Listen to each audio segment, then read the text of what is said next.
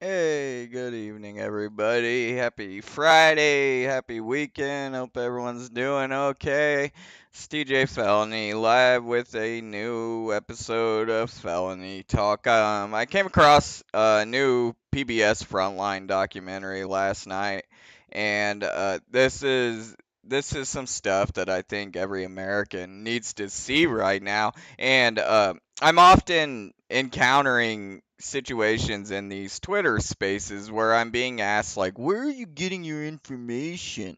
Where it gets a little frustrating because it seems like this type of information is out there for anyone who wants to go look at it. When it comes to Trump's involvement in the Epstein files, Trump's just incompetence and health deterioration, like all these things are right there in plain sight. A lot of it is on these documentaries on PBS. A lot of it is over on Midas Touch News. And I'm fully aware that, people consider Midas Touch News as, libtard news, whatever. But this is the only accurate portrayal you're getting of Trump from the media. They're covering every single piece of media that he is caught in. Any video, any interview, anytime he's questioned by the journalist, they show every bit of it. Now, of course, you got Ben, and he might be biased or have TDS, whatever the fuck you want to say. But the videos are right there for everyone to see. The tweets are right there for everyone to see. The receipts are all right there, and you can just follow along with what is going on with this presidency. And one of the main reasons that I wanted to show this documentary right now, it's only been out for a couple days, and I wanted to be quick on it, is lately I've been getting pretty good at predicting the Trump regime's movement and what they're going to do. They're very predictable. It's all ego. Everything it seems to be about, like your image in the media and how if you come off as a tough guy or not. It's super petty. And one of the things Trump does is he goes after anybody who portrays him in a negative light. Right now, they're currently trying to sue Midas Touch for their news coverage of him. And one thing that I am pretty confident is going to happen is when Trump becomes aware of this Frontline documentary, he's probably going to target it. They're already targeting PBS, trying to pull funding, and it's because of the frontline coverage of the election and the Trump regime. They actually cover the truth. I think frontline documentaries are the best documentaries on the planet. Honestly, just straight up, they're the best documentary you can find anywhere. And I think every American needs to watch what I'm about to show here. And yeah, that's about it. And also, I wanted to document and get it out before the Trump regime comes for it because I'm pretty confident they're going to be upset about this documentary. It's that egregious. It's a look behind the scenes and just how incompetent they are.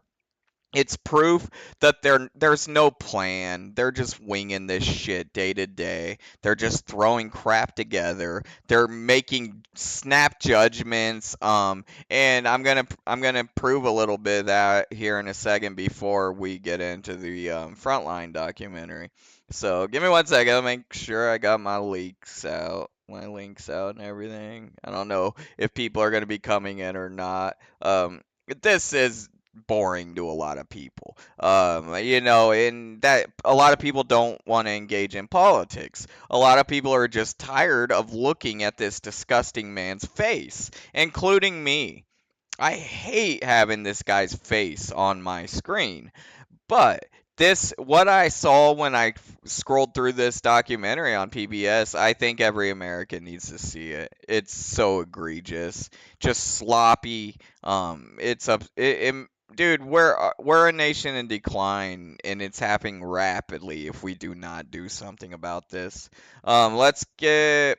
I'm gonna pull up the um catch, and there was some developments over on Twitter I wanted to go over first before we get into the documentary. And I've been talking about this recently, okay? And I hate using the words "I was right." Like it's a dick thing to do. It's irrelevant on if you were right first. But I absolutely tried to warn all of UFO Twitter about this. Um, I've been talking about the ufology drops that the White House has been putting out. And from day one, I was telling people, guys, how do you know that aliens.gov wasn't meant to be illegal aliens? Like, these guys don't care about space aliens. Why would they make an aliens.gov? People actually laughed at me and were like, no, no way, bro. Called me crazy. It appears that's what happened. Alien.gov was meant to be a database, a Gestapo Nazi style database, where neighbors could report other neighbors as illegal aliens. So, you go eat at a restaurant and the nosy bitch at the table next door doesn't like the looks of the cook. So then she goes home and gets on her little typey, and suddenly that guy's door's getting kicked in the next morning. That's what these assholes were trying to create with the alien.gov. And what happened is when they put out alien.gov, when alien.gov went public, all of UFO Twitter saw it.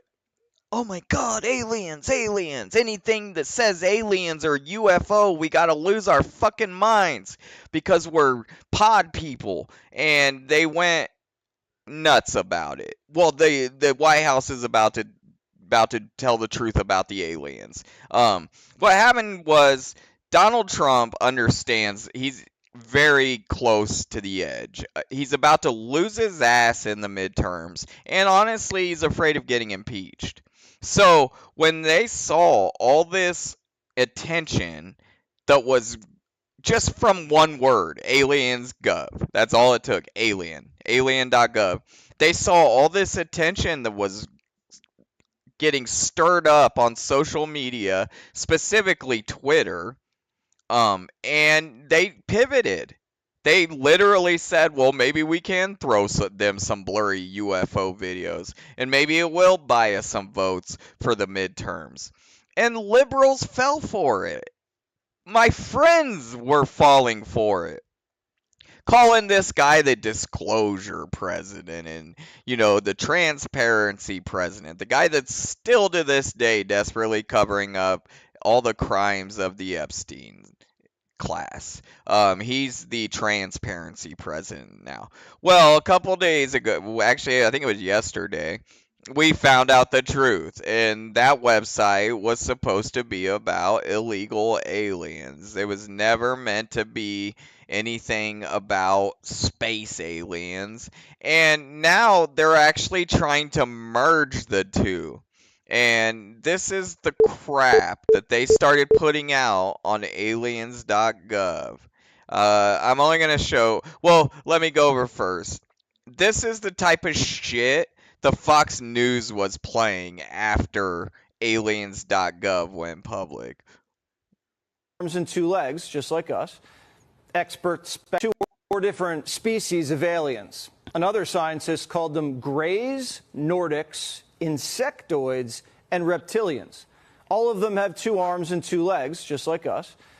Experts speculate the reptilians are scaly with long tails, like a lizard.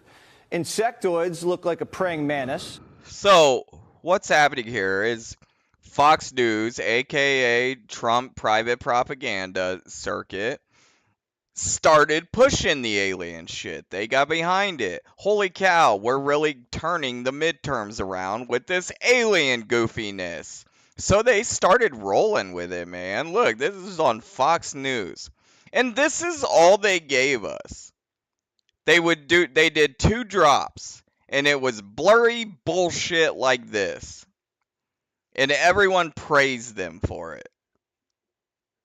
Everyone praised them for it. And a lot of these videos were stuff we had already seen. Now I'm going to show you now what they're putting out. Oh, it's this one down here, I think. They've totally pivoted their message to a message of illegal immigration now. Let me see if I can find it.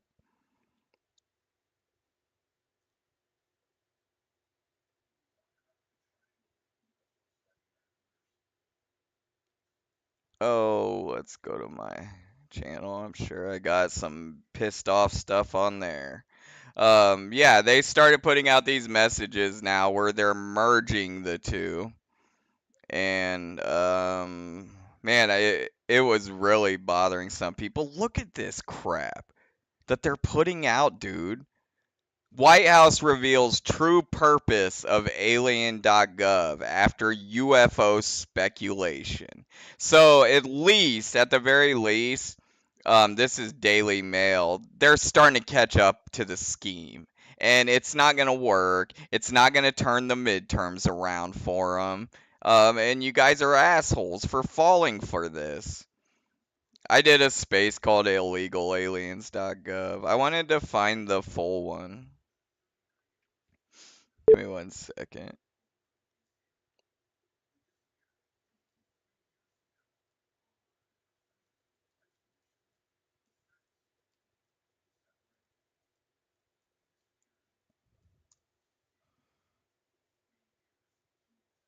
This one, okay, this is what I wanted to show you guys. They basically ripped off the Star Wars thing and are using it for their bigotry. Let's take a look a little. Oh, we'll play it for some reason. It's not really that important, but they did like this scrolling. Oh, look right there. It says, just in, White House's aliens.gov domain revealed to be an illegal immigrant reporting site. So I was absolutely right when I said that stuff.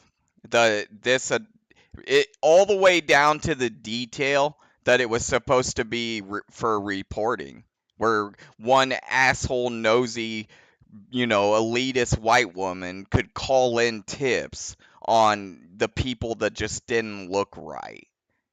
And that's what they used ufology and UFO Twitter for. And people seem to be okay about it for the most part. People are actually saying things like, well, dude, we're still getting like the truth about the aliens. Like, let's look a little bit of this. I don't know why it's not letting me play it, but they walk among us. For 60 years, the US government has kept a closely guarded secret. Aliens have been walking among us, living in the neighborhoods, and interacting with us in our daily lives. So, this is supposed to get people that are interested in like space aliens to start to think, these Latinos don't really fit here either. It's so disgusting, bro. It's like the corniest, cringiest, simplest, fucking most disturbing kind of propaganda and rage baiting that I could ever imagine. And they're even tapping into things like our love for Star Wars to do the scrolling text. They've shopped in the same stores, attended the same classes. Oh God, that was awful when I had those 2 Latino kids in my 3rd grade class. They were so disruptive with their free lunches and that was sarcasm, by the way. I love Latinos and I always have, and we've never had any issue with any Latinos we've lived around. And I've always grown up around Latinos. I'm from a town that had a high volume of Latinos that were working at our factories and stuff, and never had issues with Latinos. Had issues with a lot of little white trash white kids, but not really any issues with the Latinos. Um, Lived seemingly normal human existence, with one exception. They do not belong here. Dude, it's just so wrong on so many levels. For one, when you spread a message like this, you have completely lost the idea of what America is. It's a melting pot of different cultures. Give us you're tired, you're poor, you're hungry. That's what America is. And these elitist scumbags have clearly lost that. You don't belong here. Millions arrived under the cover of darkness and embedded themselves directly into our society. So, you could also say that the Trump regime used ufology and our interest in the topic to get a bunch of liberal eyes on this kind of filth. Because, we would have never been reading Project 2025 propaganda, but here you have me sitting here going over this bullshit. It's clever almost. It's so stupid, it's almost clever. Of course, they're going to blame the Democrats. Senior officials knew exactly what was happening. And you know, one of the worst things is there's people on UFO Twitter that are trying to say, no, they're really talking about space aliens. They're just being vague. You have idiots saying that. It's like, dude, all they care about are the brown people. They don't care about space aliens. They want to make America white again. What the fuck don't you understand about that? Instead of protecting American citizens, they chose to cover it up and even accelerated the invasion. The invasion. So Alex Jones was warning us that they were going to start pushing an invasion angle. Kind of kind of accurate. Until one man finally had the courage to tell the truth. I wonder who the man is. I wonder what who do you think they're talking about, guys? It's a cult. This is a fucking cult. I don't even know where to go with this. All I can really say is it's so stupid that it seems to people have noticed and are not happy for the majority. Bold, unapologetic. He's completely bold with his bigotry and outdated views. Unafraid because he's an elitist who was able to dodge the draft 4 or 5 times, and the real world is unable to touch him because he has grown up in extreme privilege. President pedophile Trump was the first to call out the real danger aliens pose to every American. So, all you people on UFO Twitter that said, no, Trump's not using this for his agenda. He's the transparency president. Are you gonna you can DM me and tell me I was right. I mean, you don't have to do it publicly. You can just DM me and be like, dude, you were absolutely right about all that. Maybe we should listen to you every once in a while. Every American family, every community, and Trump is God, basically. The truth is no longer out there. It is right here, right now. Trump is God, and brown people are bad. There you have it. Um, yeah, it's despicable, man. Absolutely despicable.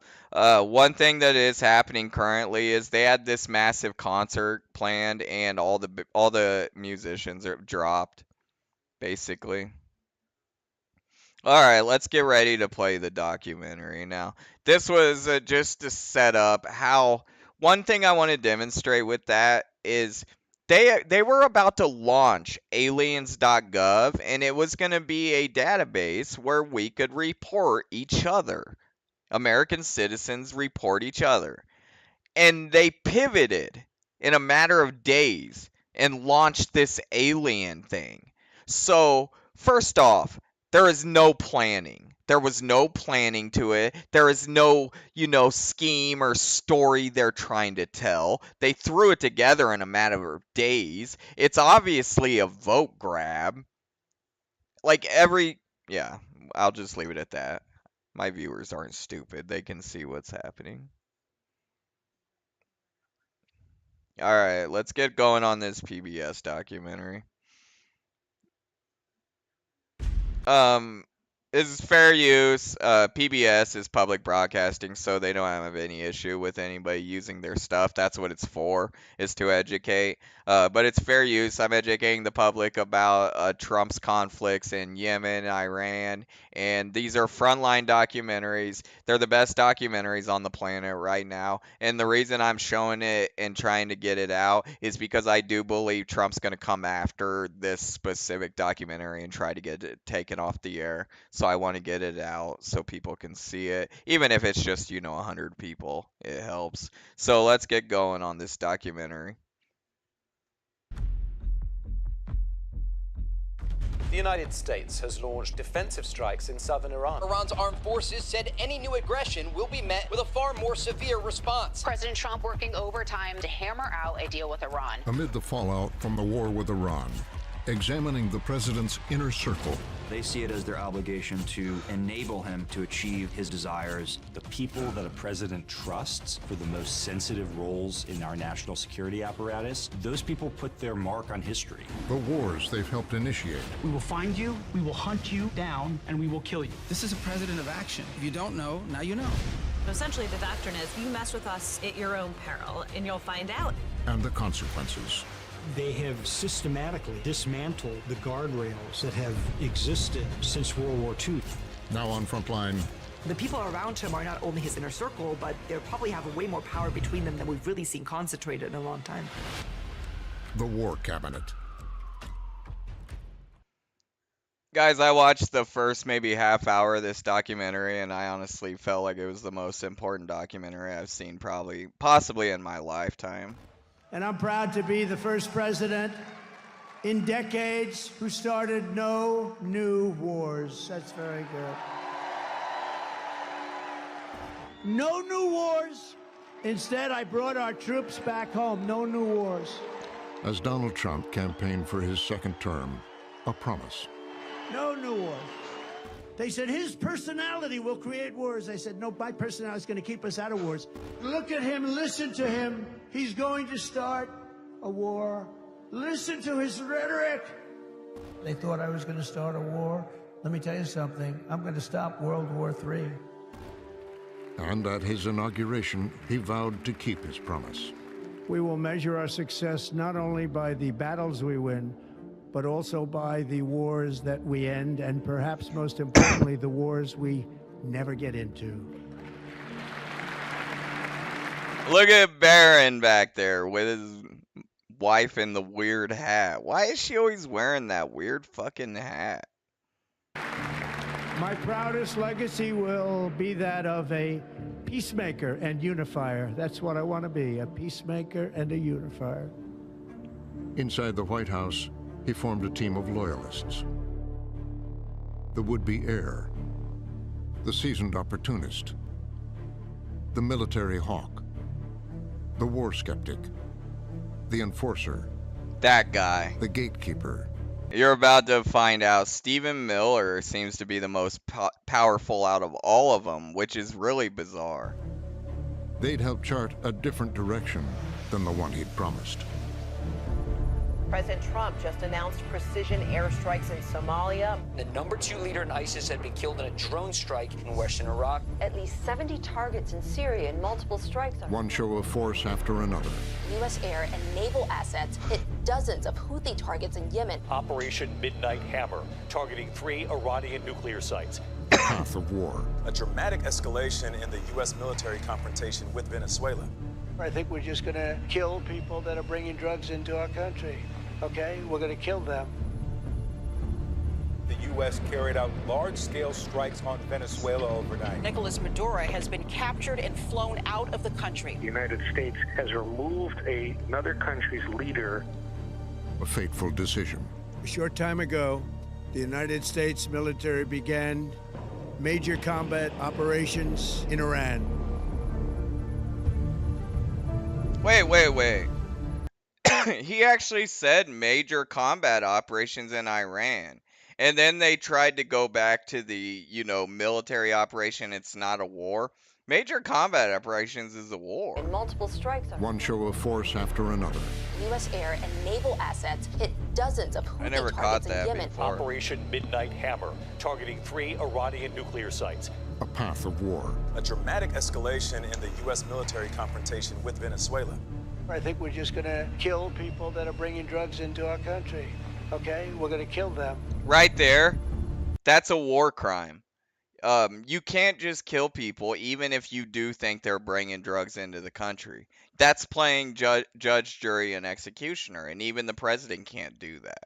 These are war crimes, and this is why he is so terrified. He knows he's committed war crimes, and if he loses the midterms and gets backed into a corner and impeached, this guy could go to prison. Like, he could die in prison. It's a real possibility. We're at a precipice. The U.S. carried out large-scale strikes on Venezuela overnight. Nicolas Maduro has been captured and flown out of the country. The United States has removed another country's leader. A fateful decision. A short time ago, the United States military began major combat operations in Iran.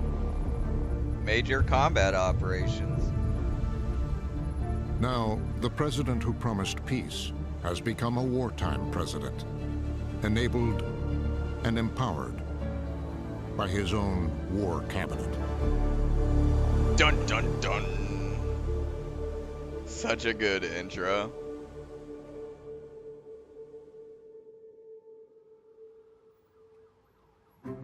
In the early days of the I love the administration, music. a test. The president of Ukraine on his way. I like the orchestra music and stuff. It's like it's what gives it the extra boost on these frontline docs. There's one that was about the Battle of Fallujah. That's one of the most memorable documentaries that sticks in my mind too. For a high-stakes meeting with President Trump. The war in Ukraine. Today's Oval Office sit-down could set the stage for Ukrainian President Volodymyr Zelensky. A war Trump claimed he would end on day one. We're anticipating a really big meeting today with Volodymyr Zelensky and President Trump. It's Friday, 28th That son of a February in the year of bitch. our Lord 2025. We are live from the Patriot Mobile headquarters. That's Bannon. That guy's more powerful than probably the cabinet, Historic day for President Trump and the MAGA which movement. is scary. We cover it live. We were kind of on this. There he is. From the very moment that they. Dude, they got Bannon. He comes in and interviews with him. That it pulled up. Okay, There we go. President Trump actually outside. Son of a bitch. There's President Donald J. Trump, the 47th President of the United States, in a historic day for him. And then when he showed up, the thing I noticed, Zelensky was in his military garb. He's all dressed up today. I immediately He's kind of all see the president. I just dressed said, up hey, I'm today. not so sure. You see what? He's all dressed up today. He's the general of an active war. This is going to go that well. He's not showing respect. My understanding, it was a kind of a fiasco from the very beginning. He's all dressed up today. God. The president's inner circle was there. Secretary of State Marco Rubio. Right. Secretary of Defense Pete Hegseth. Watch this. Longtime aide Stephen Miller. Chief of Staff Susie Wiles. And Vice President J.D. Vance. With his They're mascara. in front of cameras. Zelensky, Trump, Caked in fucking mascara. Vance. So all these microphones dangling in front of them. What is understood to hang on this conversation is the posture of the U.S. towards Russia, Europe, and the Ukraine war. I love Zelensky, by the way. Notice the J.D. guy's Vance a is getting a hero. little antsy. You know, it's been going on for a while. The cameras are in there, and the point that Vance wanted to make, it seemed like hadn't come up yet, and he kind of jumps in. Mr. President, with respect, I think it's disrespectful for you to come into the Oval Office and try to litigate this in front of the American media. You should be thanking the president for trying to bring it into this conflict. I think Vance was the guy who was supposed to slap Zelensky around, and he did. And to humiliate him and embarrass him and to badger him the way that they did. Have you said thank you once this entire meeting? No, in this entire meeting, have you said thank you? One of the reasons Vance was chosen was because he was combative, that he was sort of a troll, that Vance does things that most traditional vice. Have you said thank you once? So let's think about that question. What did Zelensky owe that scumbag any thanks for at that point? He had made him beg for aid he was already getting for nothing before, right? Like, all Trump had done was make his war harder to keep up with. And he's supposed to come and bend the knee and thank this asshole. That's royalty. That's not a president. And we don't have kings in the US. Presidents you wouldn't expect. He knows what Trump likes. October, offer some words of appreciation for the United States of America and the Bend the president knee. who's trying to Kiss save the ring. your country. Kiss the ring, and Vance we seems to might relish help the you. bullying that Trump relishes. So he's a mini bully when Trump is the big bully. You're right now not in a very good position. You've allowed yourself to be in a very bad position, and he happens to be right about it. From the very beginning of the war. You're not in a good position. I You don't was have in the cards right now. With us, you start I'm having not playing cards. But cards. right now, you don't. We're Yeah, a you're playing serious cards. We risk. gave you through I this said thank stupid you. president 350. Our jaws were just on the floor. We were watching this. I think that was the reaction from what I know from basically, all U.S. allies, foreign diplomats. No one could believe what they were seeing.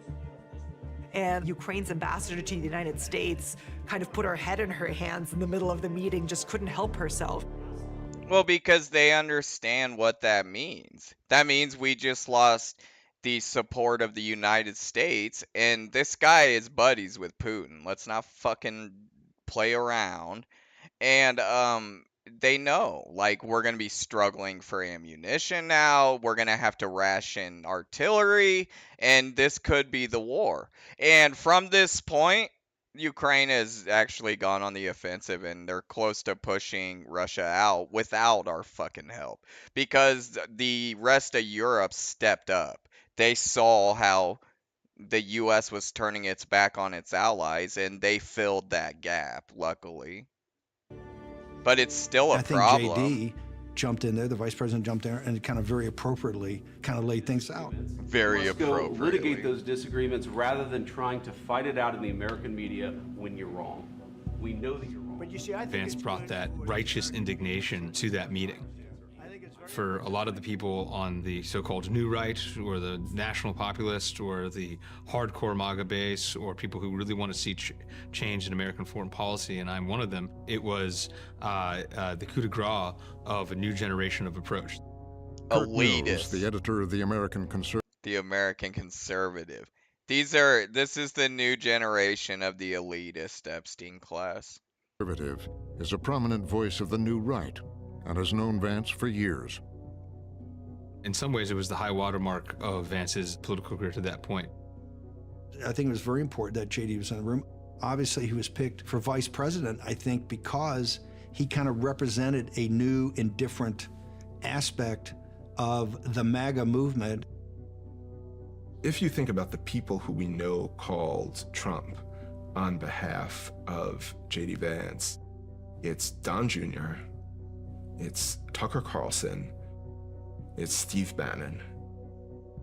Carlson was lobbying very aggressively in 2024 for Trump to select Vance as his vice president.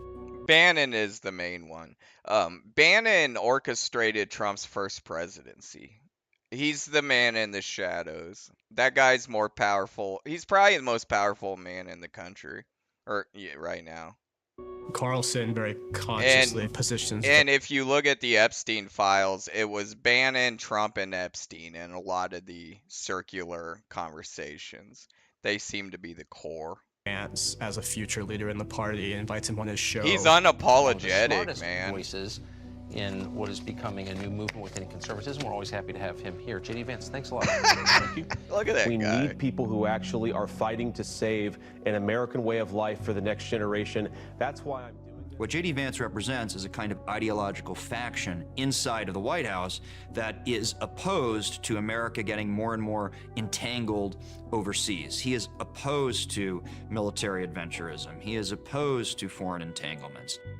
I think it's ridiculous that we're focused on this border in Ukraine. I got to be honest with you, I don't really care what happens to Ukraine one way or another. Let's focus on the problems that are close. That attitude is that's how the Nazis were able to completely sweep across Europe before we realized, oh shit, we got a big problem. Is that I don't care what happens in Europe attitude.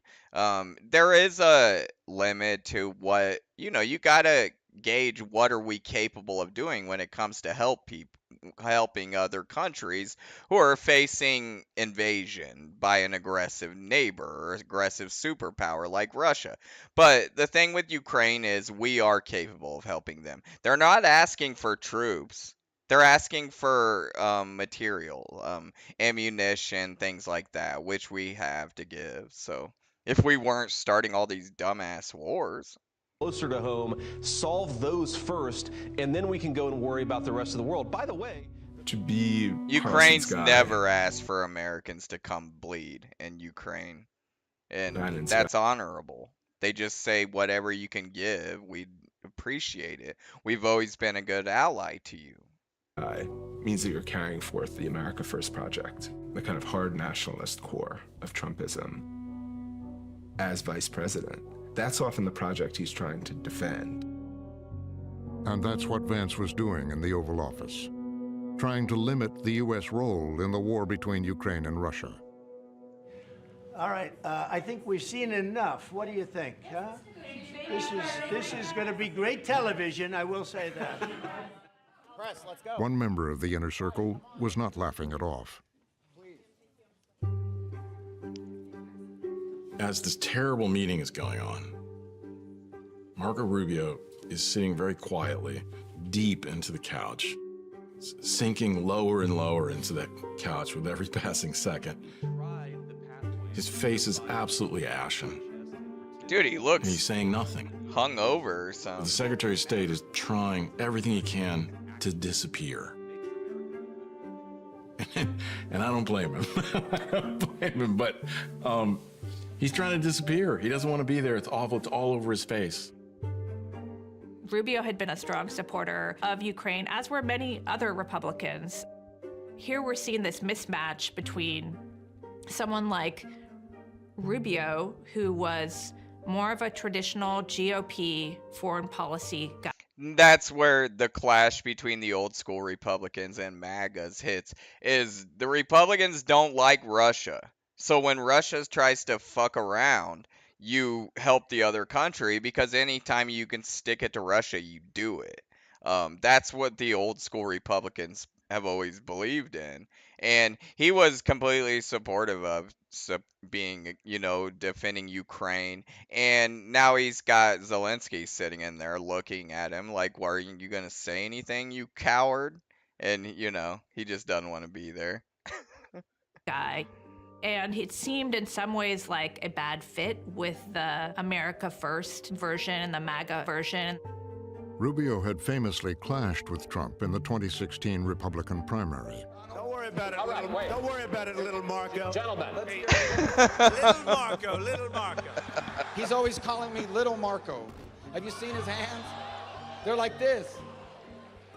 And you know what they say about men with small hands? He was once President Trump's arch nemesis on They all were. Look at those hands. J.D. Vance called him a Nazi. Are they small hands? And he referred to my hands. If they're small, something else must be small. I guarantee you there's no problem. I guarantee it. Marco Rubio was a much more mainstream, traditional Republican from Florida. I will never stop until we keep a con man from taking over the party of Reagan and the conservative movement. Oh, he seemed to understand he was a con man then. I wonder what changed. He spent his entire career advocating People are so essentially pathetic. the opposite of what President Trump claims to be. Tulsi Gabbard was a Democrat. Now she's a Trump bootlicker. He was a Reagan Republican. He believed in human rights, an aggressive foreign policy abroad. That's what Marco Rubio stood for, always. Rubio was a defender of President Bush's war in Iraq. And George W. Bush, enforced what the international community refused to do. And again, he kept us safe, and I am forever grateful to what he did. While Trump did the opposite. Obviously, the war in Iraq was a big, fat mistake, all right? We should have never been in Iraq. We have destabilized the Middle East. Trump's anti-war message resonated with voters that year, even in Marco Rubio's home state. That guy will say whatever he has to I mean, say. this map just tells the story. I got to show it to you. See, this purple, that represents... What comes out of Trump's mouth in no way represents what his plans are. He will say whatever he needs to say. And it's not even him. He's being advised by people like Bannon. Marco Rubio. All that red, that's Donald Trump. So basically we're saying here... I think Marco Rubio spent a couple years after that defeat wavering over what course to take. He believed Donald Trump was a dangerous force in the world. He believed what he was doing was antithetical to American interests. But then he looked at what happened to those Republicans who spoke out against Donald Trump and essentially ended their own political careers. And Marco Rubio's political career, he didn't want it to be over. Yeah, he's a coward. Rubio has to remake himself into a populist. And he's never been a populist. So he writes a book, and it's a very angry book, declaring he's basically a populist. Writes a book. Those clinging to the pre-Trump Republican Party.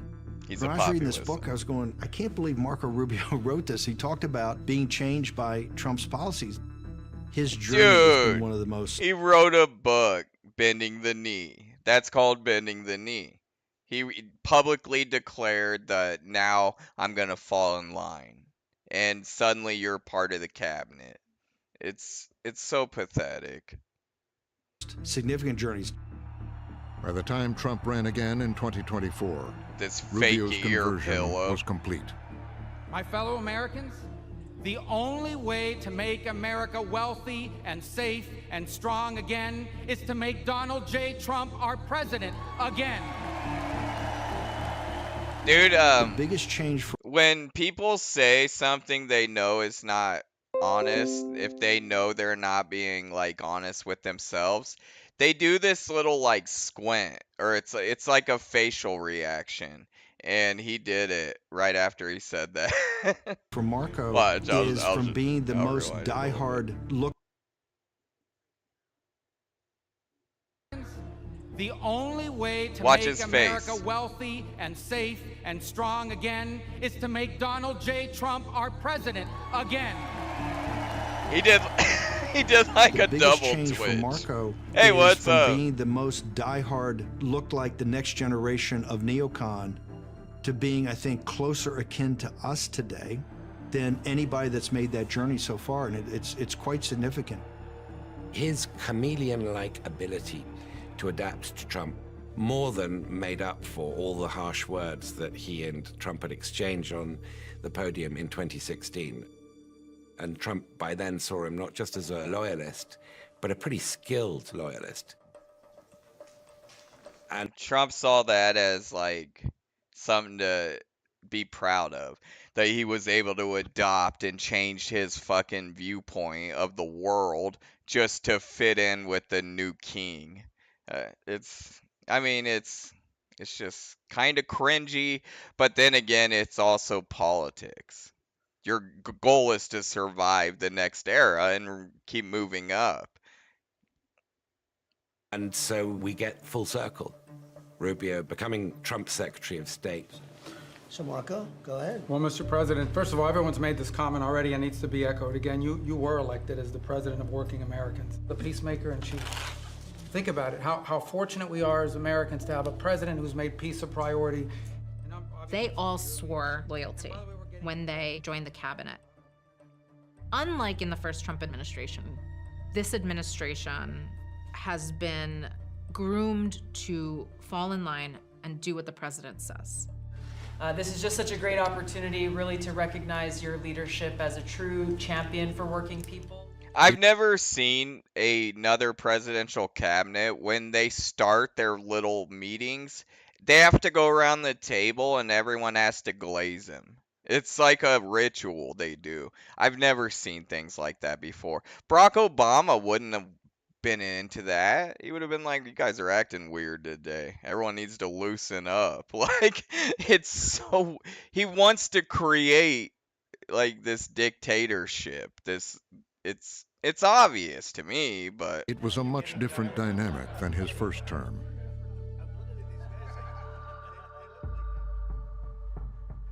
The president had Secretary of State and Rex Tillerson, multiple secretaries of defense, chiefs of staff, who were actively obstructing and undermining the agenda the American people elected him on.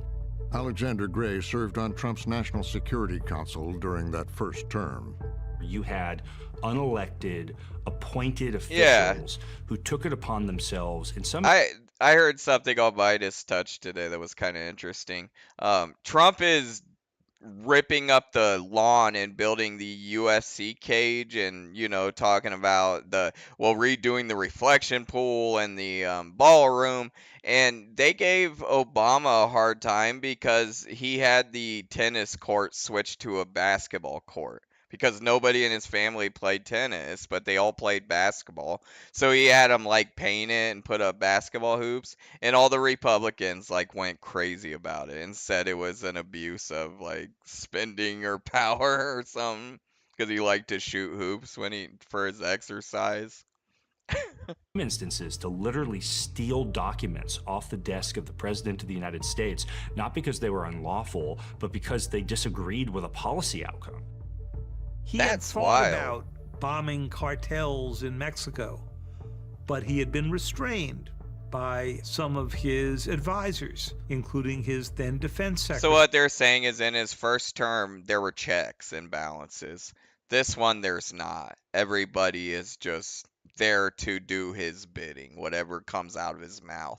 In his first term, it actually did operate somewhat like a normal presidency. And that's what you're supposed to have. You're supposed to have people around you that'll not be stealing documents off your desk. That's fucked up. But that'll challenge you. That's what you want. People demand justice for George Floyd and call for an end to racial inequality. When Black Lives Matter protests... I feel like Kamala would have had a good Secretary cabinet. of Defense Mark Esper and Joint Chiefs Chairman General Mark Milley resisted Trump's efforts to invoke the Insurrection Act and send in federal troops. You want to talk about coups, right? That is an extraordinary kind of silent coup against the democratic process. Other members of the administration at the time saw it differently. Nobody was trying to make the decision for him.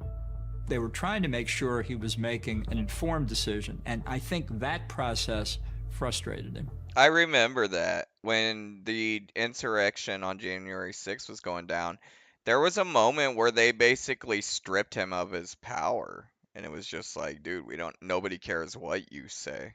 You're done. And everyone just somehow kind of came back in line.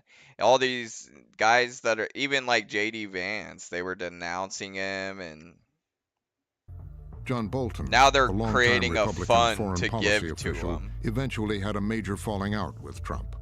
I mean, my title was National Security Advisor, which implies I ought to give advice, which I tried to do. That's not thwarting him, it's trying to back him off to give him a chance to get another perspective and to make the most well-informed decision. Bolton had been part of what some called the adults in the room. This idea of being the adults in the room, of course, that was the projection from the outside. But what they spent most of the time was trying to stop terrible things from happening. putting out Fiona fires. Hill is an expert on Russian and European affairs. The adults She in the served on room. Trump's National Security Council. That's really interesting. There was a group in his first cabinet that were known as the adults in the room, and they were the ones that actually understood history and how things worked. I often thought of it as being, you know, the firefighters and all the engineers and technicians at Chernobyl when you were in the middle of a meltdown. And, you know, you were the people who were trying to contain the fallout or build the sarcophagus around it. God bless your efforts. God bless your assembly. What President Trump very deliberately and methodically created as he mounted his comeback to the White House was to remove people who saw themselves as guardrails. Yep. To eradicate any It's called a possibility purge. of having people who were going to act as brakes on his desires. From the troops directly, which they ask me to say all the time, thank you for your leadership, for your boldness, for your clarity, for providing a shield for the rest of us to put America first and to apply peace through strength. We're in the strength business. That's our job. Trump's new Secretary of Defense was just the kind of person he was looking for. This piece of Pete shit. Hegseth, who Trump really likes because he's, you know, straight out of central casting. Trump likes his people. The way he likes them to look like they're out of central casting, he wants them to sound like that as well. There we go. This is a new era of the Department of War that is focused on winning wars, not just perpetually defending. More than any other Secretary of Defense. Right, that was a declaration right there. We are going to push for a lot of wars that the country does not want.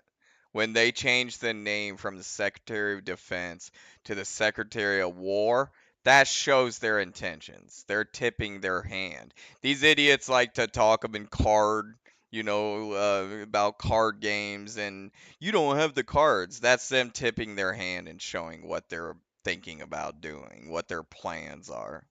He is a showman. He understands theater and image and message. Guy is such a piece of shit, man. We're restoring the warrior ethos. We're not interested in your woke garbage and your political correctness. Hegseth has said his views were formed the hard way during the worst days of the Iraq War, in a unit that later earned an infamous nickname. He was formerly in the National Guard. He was deployed to Iraq. He was in a quite notorious unit called the Kill Company, which had various prosecutions. And Trump really got to know Hegseth when he used his weekend show as a Fox anchor to lobby. So if you didn't catch that, he was part of an infamous unit that got nicknamed the Kill Unit, and there were lots of war crime allegations against that specific unit, and this started his hate for JAG, military lawyers. For the pardoning of people who had patently abused their role as American soldiers to kill civilians. These are the good guys. These are the war fighters. They're not war criminals. They're warriors. Trump liked his if they commit war crimes, they're war criminals. You train someone to go fight and kill the enemy. Then they go kill the enemy the way someone doesn't like. And then we put them in jail or we throw the book at them. Trump is looking for people who can communicate ideas, complicated ideas, and make them accessible to the American people. The rules, the bureaucracy, the rules of war get twisted in certain ways where now war heroes are being prosecuted like criminals. He is someone who approaches most issues in the Department of Defense through... This is important because this is how the Trump regime purged the military. Through the grunt's eye view. That he is looking at how a policy is implemented through the eyes of the people that are ultimately going to have to implement it. Let's go! Make your country proud! Unlike Rubio or Vance, Hegseth is a figure who comes into the administration without any native political base, without real connections on the Hill. The only way he gets this job is that Donald Trump as the president selects him for it. I think the choice of Hegseth is extremely easy to explain. Trump wanted someone in defense who would be totally subordinate to him, whom he could trust to do what he told to do. Hegseth established early on that the military had to be loyal to Trump. Major changes are happening at the Pentagon after a string of firings over the weekend. He starts this campaign to purge the generals that he thinks are disloyal or didn't get promoted for the right reason. The nation's top-ranked military officer among... So what this asshole did is he had served in the military. Is he basically used his position to like create the military that he wanted when he served. And it was based on, you know, women were, of course, were first to go. Like his own political DEI, whether it's, you'll see, it's Several so bad. who were fired last night. He fires the Joint Chiefs Chairman, who's black. He fires the Chief of Naval Operations, who's a woman. Any general that was involved, general, admiral, whatever, that was involved in any of the DEI woke, has got to go. That's it wouldn't be the first time that a president fired a lot of generals and admirals. Those generals and admirals, first and foremost, serve at the president's behalf in executing his authorities as the top elected official representing the American people. Hegseth would also target the military's top lawyers, the JAGs. The firings at the Pentagon are now reaching the top lawyers, judge advocates general. That's Pete really Hegseth dangerous. Hates military lawyers. He calls them jagoffs. Jagoffs. There are some good ones out there, but most spend more time prosecuting our troops than they do putting away bad guys. He tells a story in his book about how one of the JAG officers spoke to his company to advise them about the rules of engagement. And This the lawyer is said, you important. can't shoot them just because they're walking with a weapon. And when the lawyer went away, Hegseth... So what he said is there was a JAG officer that gave his unit a speech about how to avoid ending up in a war crimes lawsuit, and he was giving them when you're allowed to fire on an enemy, and he was explaining that you're in a country where people might be walking with rifles, you know, goat herders carry them because they fight off, you know, wolves and shit.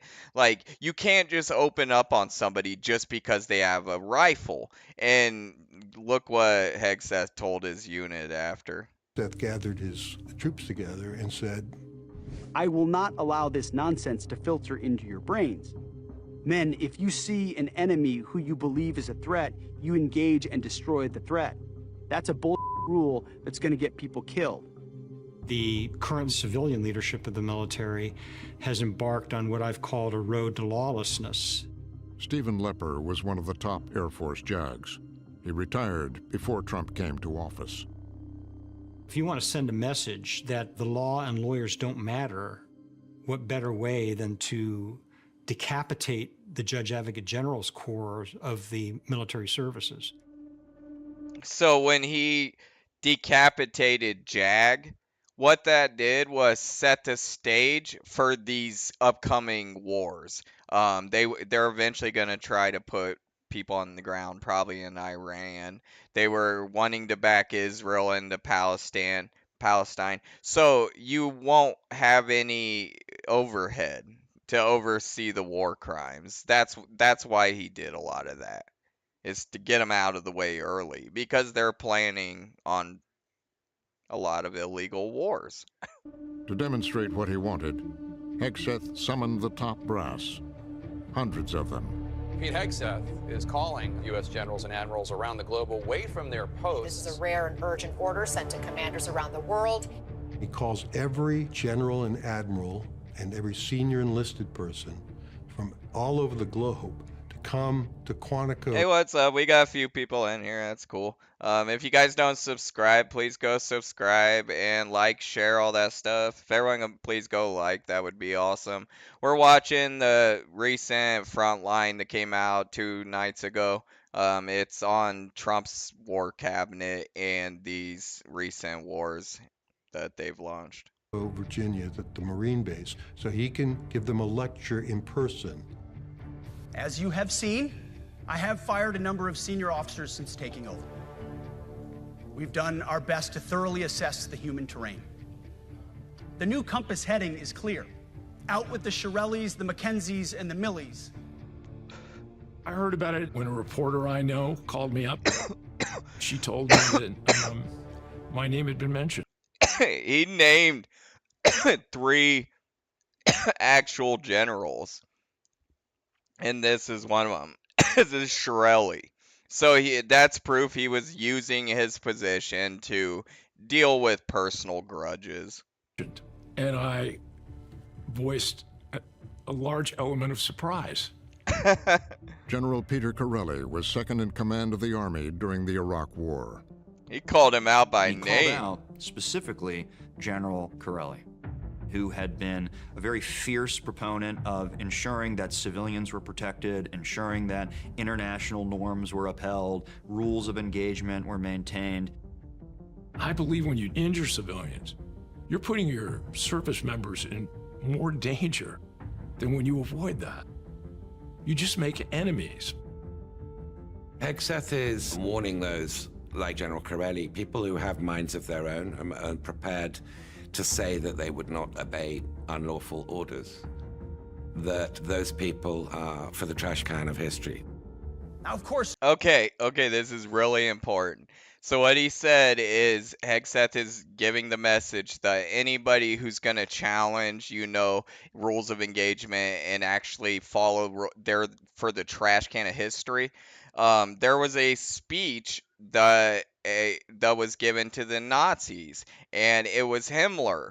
And he talked about a new kind of war. Although you need to get rid of all those viewpoints of the old way you looked at war, because this is going to be a new type of war. It's real similar to that speech. You're going to be asked to do things in the future that might have been out of the norm in the past. But trust us, this is just the way the world is going. It's so dangerous, man. We're going to disagree at times. But when civilian leaders issue lawful orders, we execute. He wants loyalists. This is a new regime here. We want absolute loyalty, and we will not tolerate deep state meddling. All those generals are thinking, am I going to stick around or am I going to retire? And notice how few women there are left. I mean, it's all men in there. I see one woman in the front row. She probably slipped through accidentally. I'm sure he'll have somebody let her know she's fired. If the words I'm speaking today are making your heart sink, then you should do the honorable thing and resign. It's a purge. I think that was an important one, as we say in the military, come to Jesus session to say, look, focus in on the mission. If you can't do that, you do the honorable thing and resign. And they try to put a good face on it. This is also real similar to when Saddam purged his generals, but he called them all out. He was having them taken out back, and they were being executed. Leave. We have a professional responsibility to execute our duties, not with any personal animus or political shadows. Bullshit. In all, more than a dozen of the nation's most senior officers would be fired. Others would retire. I think Trump the really good ones revels retired. in the fact that he has at his disposal the good ones retired. They were like, I don't want nothing to do with this. The most powerful military in the world. And that at his command, they will do his bidding. Within weeks of taking office, Trump was presented with a choice about whether to use this military power. A surge of attacks from Yemen's Houthi rebels continues to disrupt the global supply chain. Houthi militias showing no sign of backing down. The Houthis have attacked more than 250 commercial and naval ships trying to pass through the Red Sea. President Trump redesignated the Houthis as the... We're about to get into the signal chat stuff. This is some of the most egregious shit that I've ever seen. terror organization. Beginning of March, I got a signal request, a connection request from somebody named Michael Waltz, the National Security Advisor. Michael Waltz added you to the group. Jeffrey Goldberg's invitation was a mistake. He's a journalist. So the inner circle of Trump's regime accidentally added a journalist to their signal chat where they were planning this mini war. Journalist, the editor-in-chief on of accident. The Atlantic. Signal is a secure messaging app, but commercial messaging app, non-secure from the government's perspective. I thought it was a disinformation operation or some elaborate spoof. And the next thing I know, I was added into something called the Houthi PC small group. The members of this group were most of the highest. This is the stuff the Trump regime is going to want off of the television. They're not going to be happy that this is on PBS. And it gives all the correspondence. Look, it just shows how incompetent they are inside this Signal group. Me and some of my friends use Signal a little bit. It's just what they call it, a encrypted chat service. Officials of the United States. Download it on the Google store. The Secretary of Defense, the head of the CIA, Tulsi Gabbard, the Director of National Intelligence. Basically, everyone was in the chat. Michael Waltz. Team, establishing a principals group for coordination on Houthis. The senior-most officials. Dude, of the United it's States like government Team were using America. Signal to talk about upcoming bombing campaigns. They talk about it like they're Team inadvertently America. Invited That's what it reminds me of. journalist. I've never been involved in anything this absurd or surreal.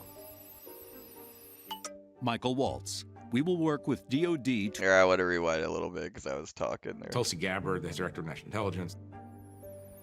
Basically, everyone was in the chat.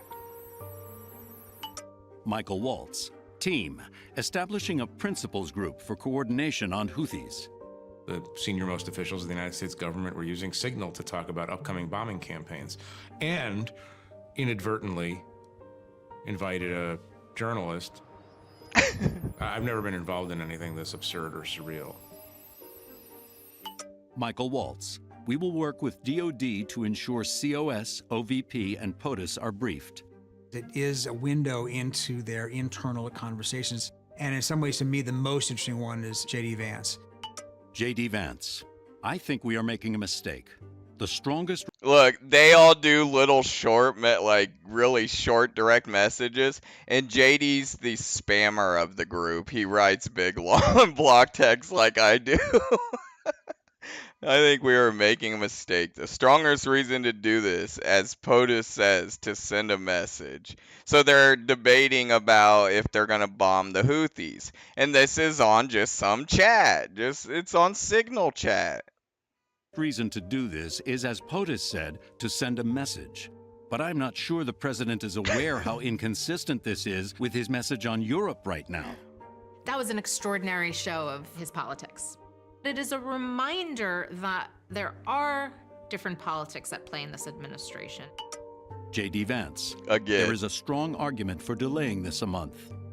Hegseth, by contrast, is kind of what you would expect from Hegseth. Pete Hegseth. We are prepared to execute. And if I had final go or no-go vote, I believe we should. I believe we They're go. debating whether the United States should bomb the Houthis in Yemen at this particular time. J.D. Vance was very much opposed. J.D. Vance. I just hate bailing Europe out again. As the vice president laid out in the Signal group chat, it's basically a European problem. Pete Hegseth. We are the only ones on the planet who can do this. Nobody else even close. I think we should go. Then what happens? Dude, there is not a situation you could come up with where Hegseth wouldn't give it a go. He just wants to use the military. He just wants to bomb stuff. Like, he doesn't give a fuck who it is. In the chat, which I think was interesting in and of itself, is Stephen Miller comes in, kind of like the president's enforcer, and says, I heard the president say that he wanted to do this, so we're doing this. Stephen Miller. As I heard it, the president was clear. Green light. Green light. And then everybody shuts up, including the vice president of the United States. That guy is just sitting there watching the conversation. And he's a journalist, so he's watching this mini war play out.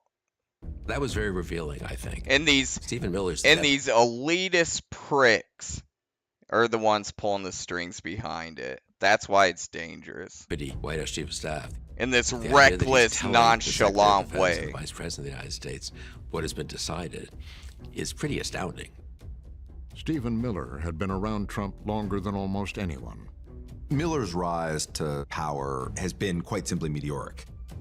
He began really as a low-level communications staffer in the Senate. Miller earned a reputation for being on the extreme right-wing end of the party. In the first term, he was a top White House advisor. In Trump 1, I think Miller proved his indispensability to Trump. in large part by showing his loyalty above all. He was one of Trump's longest-serving aides. Trump trusted him. After the January 6th attack on the Capitol, Miller continued to stay close to Trump. Did Donald Trump, God forbid, did he surrender? No, he fought. He fought with everything he had. I think the world of Stephen Miller, and I even think the world of Stephen Miller's bedside manner. He's never going to back down an inch. Bedside manner? I don't even know what that means. In 9 days, your rescue is coming. In 9 days, your salvation is Sounds at kind of hand. gay. In 9 days, Donald J. Trump is going to go back to the White House. I call him sometimes teasingly the prime minister. Stephen's taken a very big role in, I think, national security and foreign affairs. That was on full display in the Signal chat. He was being very clear that the president had made a decision. And when he makes a decision, you execute. Stephen Miller weighs in, and everyone's like, oh yeah, like Stephen says to do it, and then the bombing campaign launches. Pete Hegseth, 12:15 Eastern Time. F-18's launch. Pete Hegseth put in the time to plan. That's so dangerous right there. If anybody's, the Iranians have all these high-level hacker groups. They have Handala out there, and it does seem they were paying attention. And that you could, who's gonna pay for that kind of recklessness are the troops. That's why it's bad. And Planes were launching and where they were going, and all kinds of information that I had never seen shared so recklessly before.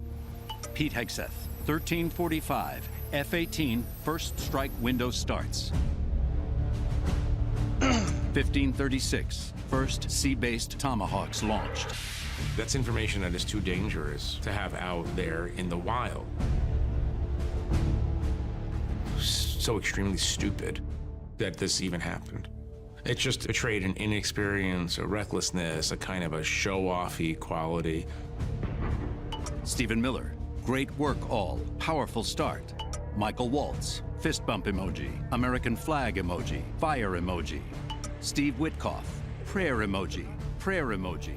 Muscle emoji. American flag emoji. So bad, man. President Trump was watching the strikes from his home in Mar-a-Lago.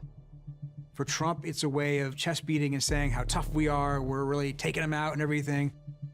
Tough is big when it comes to Trump. This is the height of his foreign policy aspirations, is to be tough, to look tough.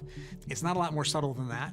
Despite having promised to avoid foreign wars, Trump was reveling in the one he'd just initiated.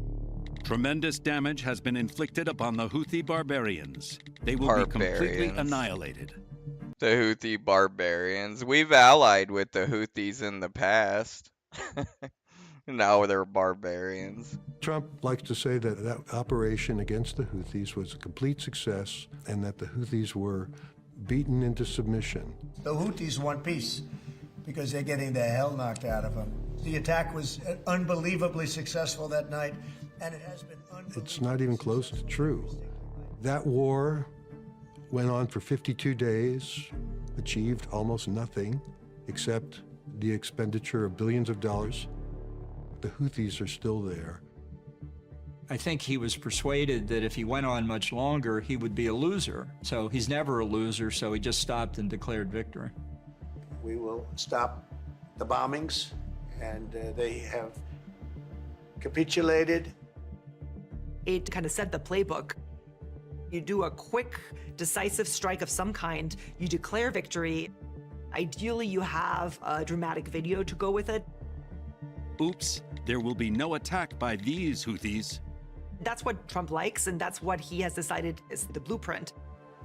Any general or military person worth their anything wouldn't. You don't make light of other war fighters being unalived.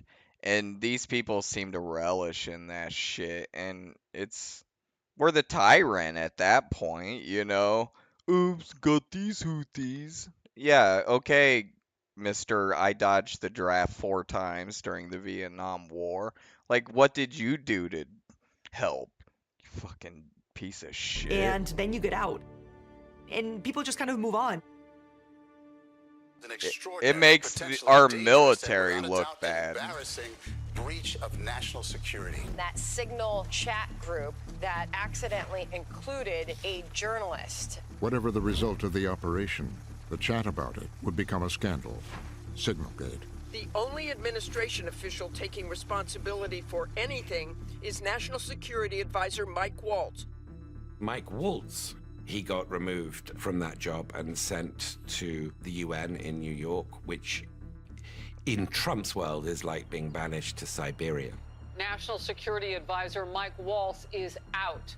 The new vacancy in the White House was an opportunity for Marco Rubio. I wonder why he took the heat. I wonder if he's the one who was like setting up the Signal chat, or because Hegseth and everyone was in there being stupid and sharing national security secrets. For Marco Rubio, of course, it's much more important to be. But they gotta sacrifice somebody next to the president than it is to be, way over in exile in the State Department. Trump really cares about what happens in and around the Oval Office in the West Wing. Rubio had an influential ally on his side, Chief of Staff Susie Wiles. Susie Wiles comes from Florida, just like Marco Rubio.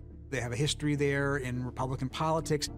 She has been, it seems like, an ally for Rubio at helping him be successful. Anybody who wants to be an effective member of Trump's inner circle has to be right with Susie. There's no question about it. Chris Whipple wrote a profile of Susie Wiles for Vanity Fair. He interviewed her 11 times during that first year. It's very important for everyone, Marco Rubio included, to be on Susie's good side. In my mind, Susie Wiles is the most fascinating person in American politics today. I'm unaware of that lady. She's the first female White House Chief of Staff. She has a kind of magic with Trump that none of her predecessors had. It goes all the way back to her childhood with her father, the famous football player Pat Summerall.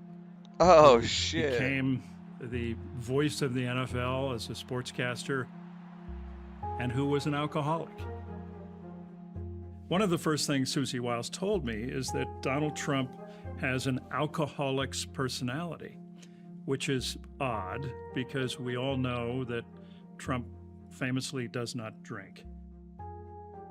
What she meant was that he had this larger-than-life, unrestrained personality. So she looks at Trump the way she looks at her father. And it's getting worse manage a kind of as he ages. Personality, a guy who can just lash out at any minute, who can be unpredictable, and she describes that as her main skill as Chief of Staff. President Trump said wrangling the lunatic. That's her job. National Security Advisor. The first time someone has shared these two positions since the Nixon administration.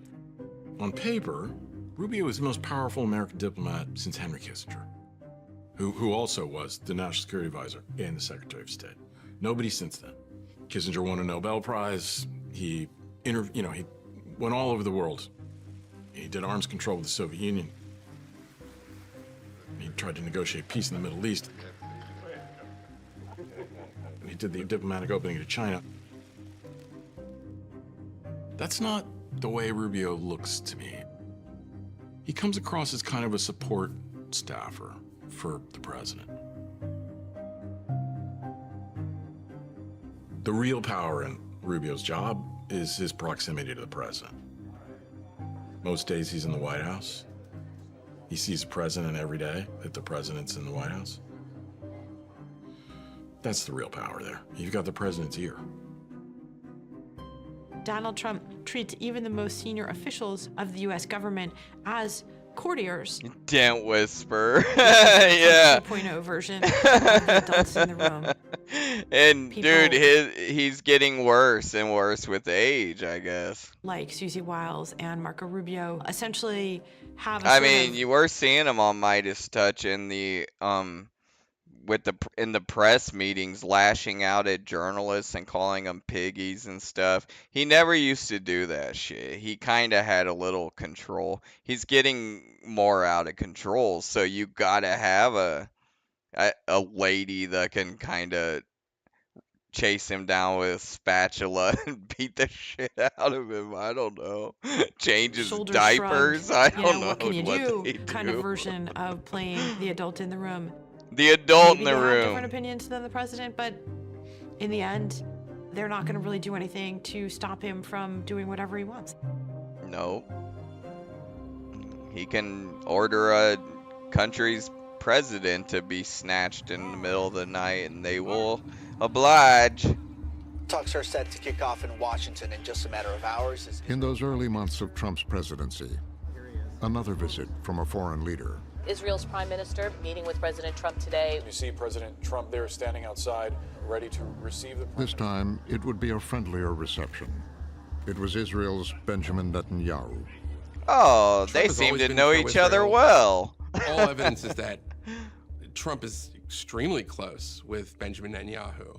It's an honor to have a very, very special person. I've dealt with him for a long time, Benjamin. Dude, look how he like tacked up all this tacky gold shit everywhere.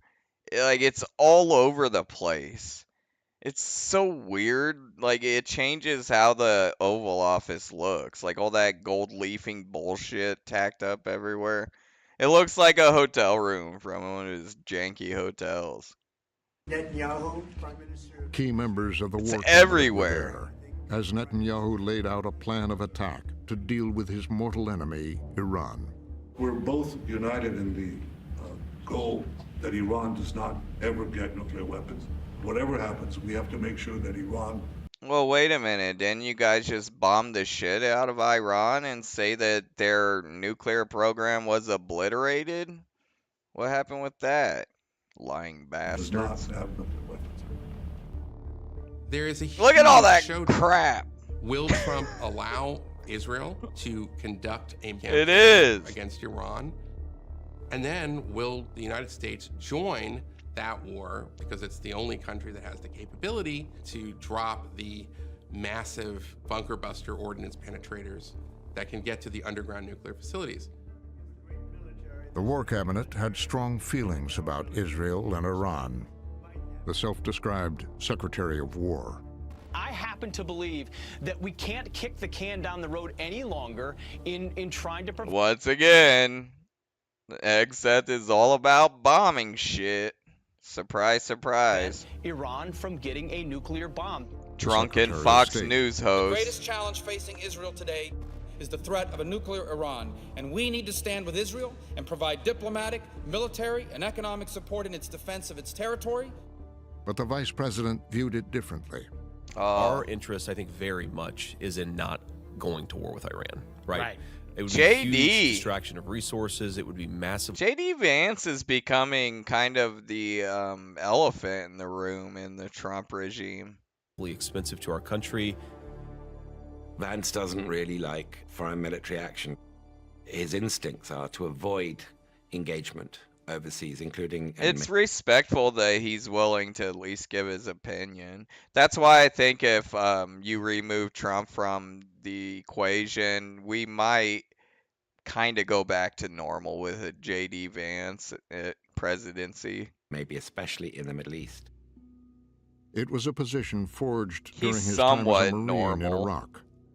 Vice President Vance, just like every other member of the administration who deployed to Iraq, was shaped by that experience. Dan Caldwell was a senior Trump Pentagon advisor and, like Vance, an Iraq veteran. He has talked about how the Iraq War was a mistake and how he wants to ensure that we don't make that mistake again. Saddam Hussein is a homicidal dictator who is addicted to weapons of mass destruction. I made the mistake of supporting the Iraq War. I saw when I went to Iraq that I had been lied to. Wow. That the promises of the foreign policy establishment of this country were a complete joke. Wow. The vice president viewed Iraq as the fundamental foreign policy failure of the foreign policy elite in Washington. And that, I think, has been a galvanizing moment for how we view the limits of American power and the importance of having a humble foreign policy, not a foreign policy that seeks to shape and remake the world. All eyes were on Trump. Would he join Israel to try to take out Iran's nuclear program? You know, it's not a complicated formula. Iran cannot have a nuclear weapon. That's all there is. You can't have it. Right now we have countries that have... There was some signs that Vance was a little bit reluctant about the Iran strikes. And certainly his ideological allies were very opposed to striking Iran. I really don't. I just don't want my country to be further. The idea of this one old man just making these decisions like, yeah, they upset me on Twitter last night, so let's bomb the shit at, like, it's so dangerous. The guy's obviously losing his fucking mind. Here's Tucker trying to get to his ear through Bannon, like, dude, do not bomb Iran. They're weakened or destroyed by another one of these wars. And boy, the Iran thing really, really divided the American right, and it threatened major cleavages with core supporters like Steve Bannon and Tucker Carlson. This is exactly the same pitch as the Iraq War. Weapons of mass destruction. Oh, I know. You have to get it. So they understand one thing. Bannon doesn't even buy it. This could suck us into a war that make Iraq and Afghanistan look like a Sunday afternoon picnic.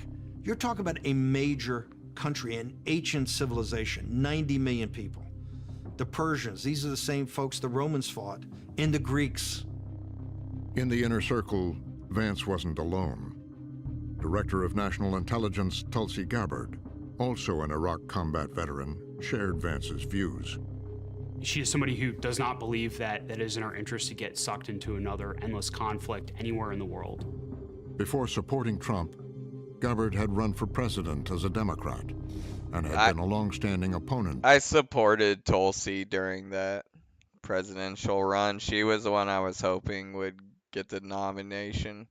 Of armed conflict with Iran. That's why I was so bummed when I saw she was with the MAGA party. Would make the war in Iraq and even Afghanistan look like a picnic. It will be far more costly and devastating. Iran itself triggers a pretty direct confrontation with that question of whether we are still the regime change guys or whether we've set that aside. Iran is the specific issue on which figures like Gabbard or Vance, to whom it's important both personally and politically that they differentiate themselves from that project. That's the issue on which they are going to say, you know, like, this is not cool. This is not something that you should be involved, that we should be involved with. Gabbard But was they popular are. with the MAGA base, and Trump had put her in charge of the CIA, NSA, and 16 other agencies. As intelligence chief, she was challenging the case for war in public. The IC continues to assess that Iran is not building a nuclear weapon, and Supreme Leader Khamenei has not authorized the nuclear weapons program that he suspended in 2003. This second Trump administration has been hell-bent about everyone stays on message, and Tulsi Gabbard was not doing that. As Gabbard and the MAGA voices made their case, Netanyahu went ahead without Trump. He knew that Trump would follow him in. He knew if he went and then called and was like, I need help, Trump would follow him. Israel attacked Iran. There is a new war in the Middle East. Israel decided it could wait no longer. More than 200 Israeli aircraft striking more than 100 targets. Its largest military operation since 1967. Man. The Israeli military, and Godspeed to them, is doing a massive favor to the entire civilized world. The Fox cheerleading squad got so up on that Friday morning, and it was like the greatest military thing in history. This was amazing. Israel's air campaign, it has been a massive success. When the No, it hasn't. extremely Like, tactically those air successful, campaigns I think just the piss president people himself was off. attracted to the glamour of it. What Netanyahu was doing is showing he is a man of the moment, and he has come through at a time where he had a lot of naysayers So they and a lot of coaxed doubters. him in. Trump wants in on it. He wants in on the action because he doesn't want to see them, basically get. Well, Trump, the problem is Trump and his people, they don't have to get their hands dirty. They just order other, poor young kids to go do it for them. That's the problem with him wanting in on the action. Sole credit for it. He had It's made up so his mind. bad. But first, Trump had to deal with the dissent in his ranks. What intelligence do you have that Iran is building a nuclear weapon? Your intelligence community has said they have no evidence that they are at this point. Well, then my intelligence community is wrong. Who in the intelligence community said that? Your director of national intelligence, Tulsi Gabbard. She's wrong. God, what a Later, dumbass. Gabbard insisted she was on the same page as Trump, but the damage had been done.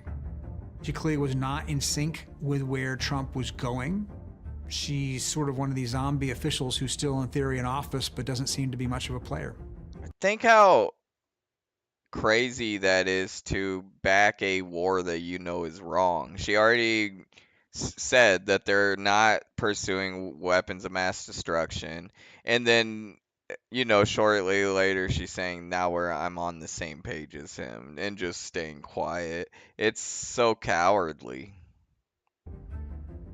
That leaves her washed up and isolated within an administration that does not invite her to certain meetings anymore. Wow. That job, short for which is DNI, Director of National Intelligence, the joke in the White House became it's do not invite. From the vice president, deference. People are right to be worried about foreign entanglement, but I believe the president has earned some trust on this issue. He's the vice president, and he knows his place. And he would not speak out against the president, partially because it would be political suicide for him to do so. The number one rule in Trump world for survival is don't openly contradict the president. I think Vance has learned the lesson of people who did that and doesn't want to do it. Vance's political livelihood and his political future depends on keeping the coalition together and rallying support for whatever Trump has done and continues to do. That's a dictatorship. The president had made the decision to attack Iran. Okay. A short time ago, the U.S. military carried out massive precision strikes on the 3 key nuclear facilities in the Iranian regime.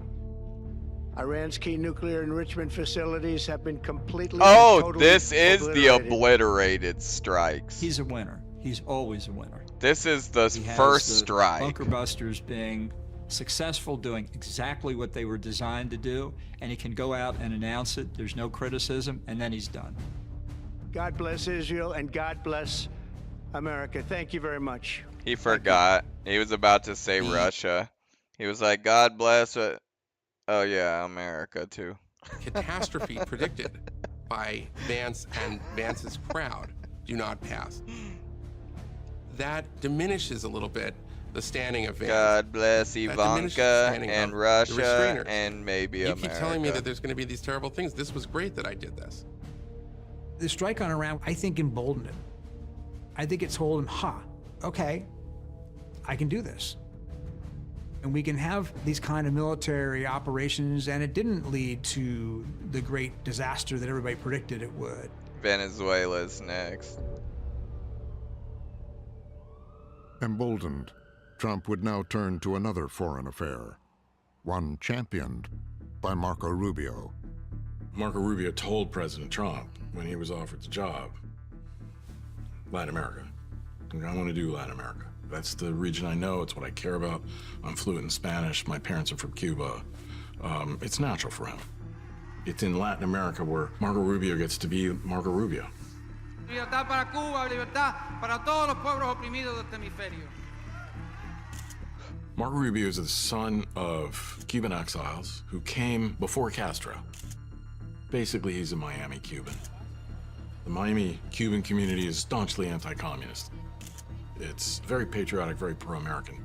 Hates Fidel Castro, hates the regime in Cuba above and beyond everything else. But before Cuba, Rubio had another target in the region, Venezuela and its dictator, Nicolas Maduro. Marco Rubio looks at Venezuela as both an enabler of Cuba and, in effect, a modern-day successor to the threat that Castro's Cuba had often seemed to be for the United States. He was opposed to the Maduro regime for a lot of reasons, but principally because it wasn't a democracy. Violent protests have erupted in Venezuela over allegations that the presidential election was stolen by the country's authoritarian leader, Nicolas Maduro.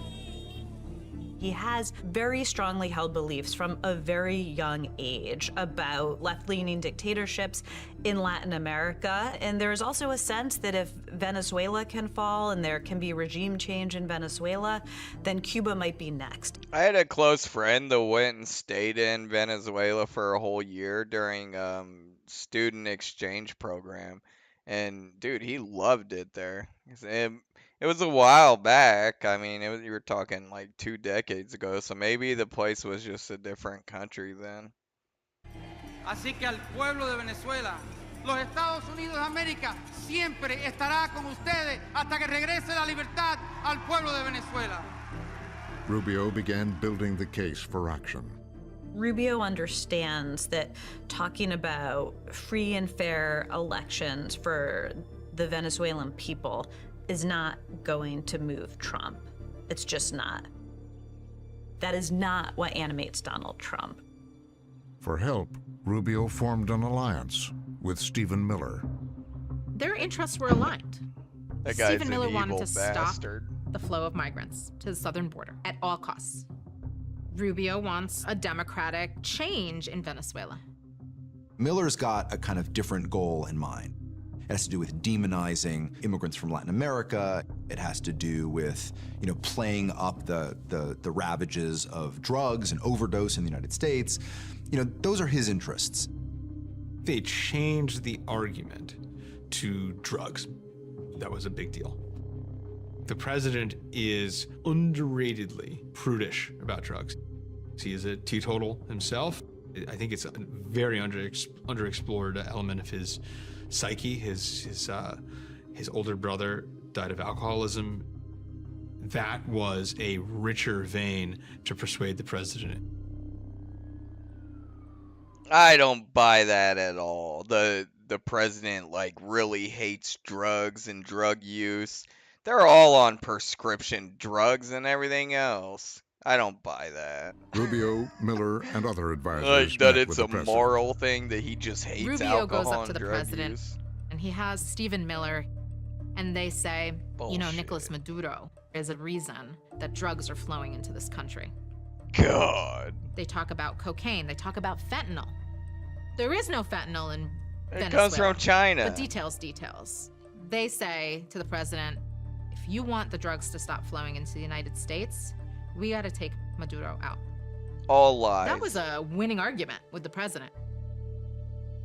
They came up with a plan to send a message. When was the last time we talked about cocaine being a major issue in the United States? Like, what the fuck are we doing? So we're gonna go snatch their president? To Maduro about what was in store.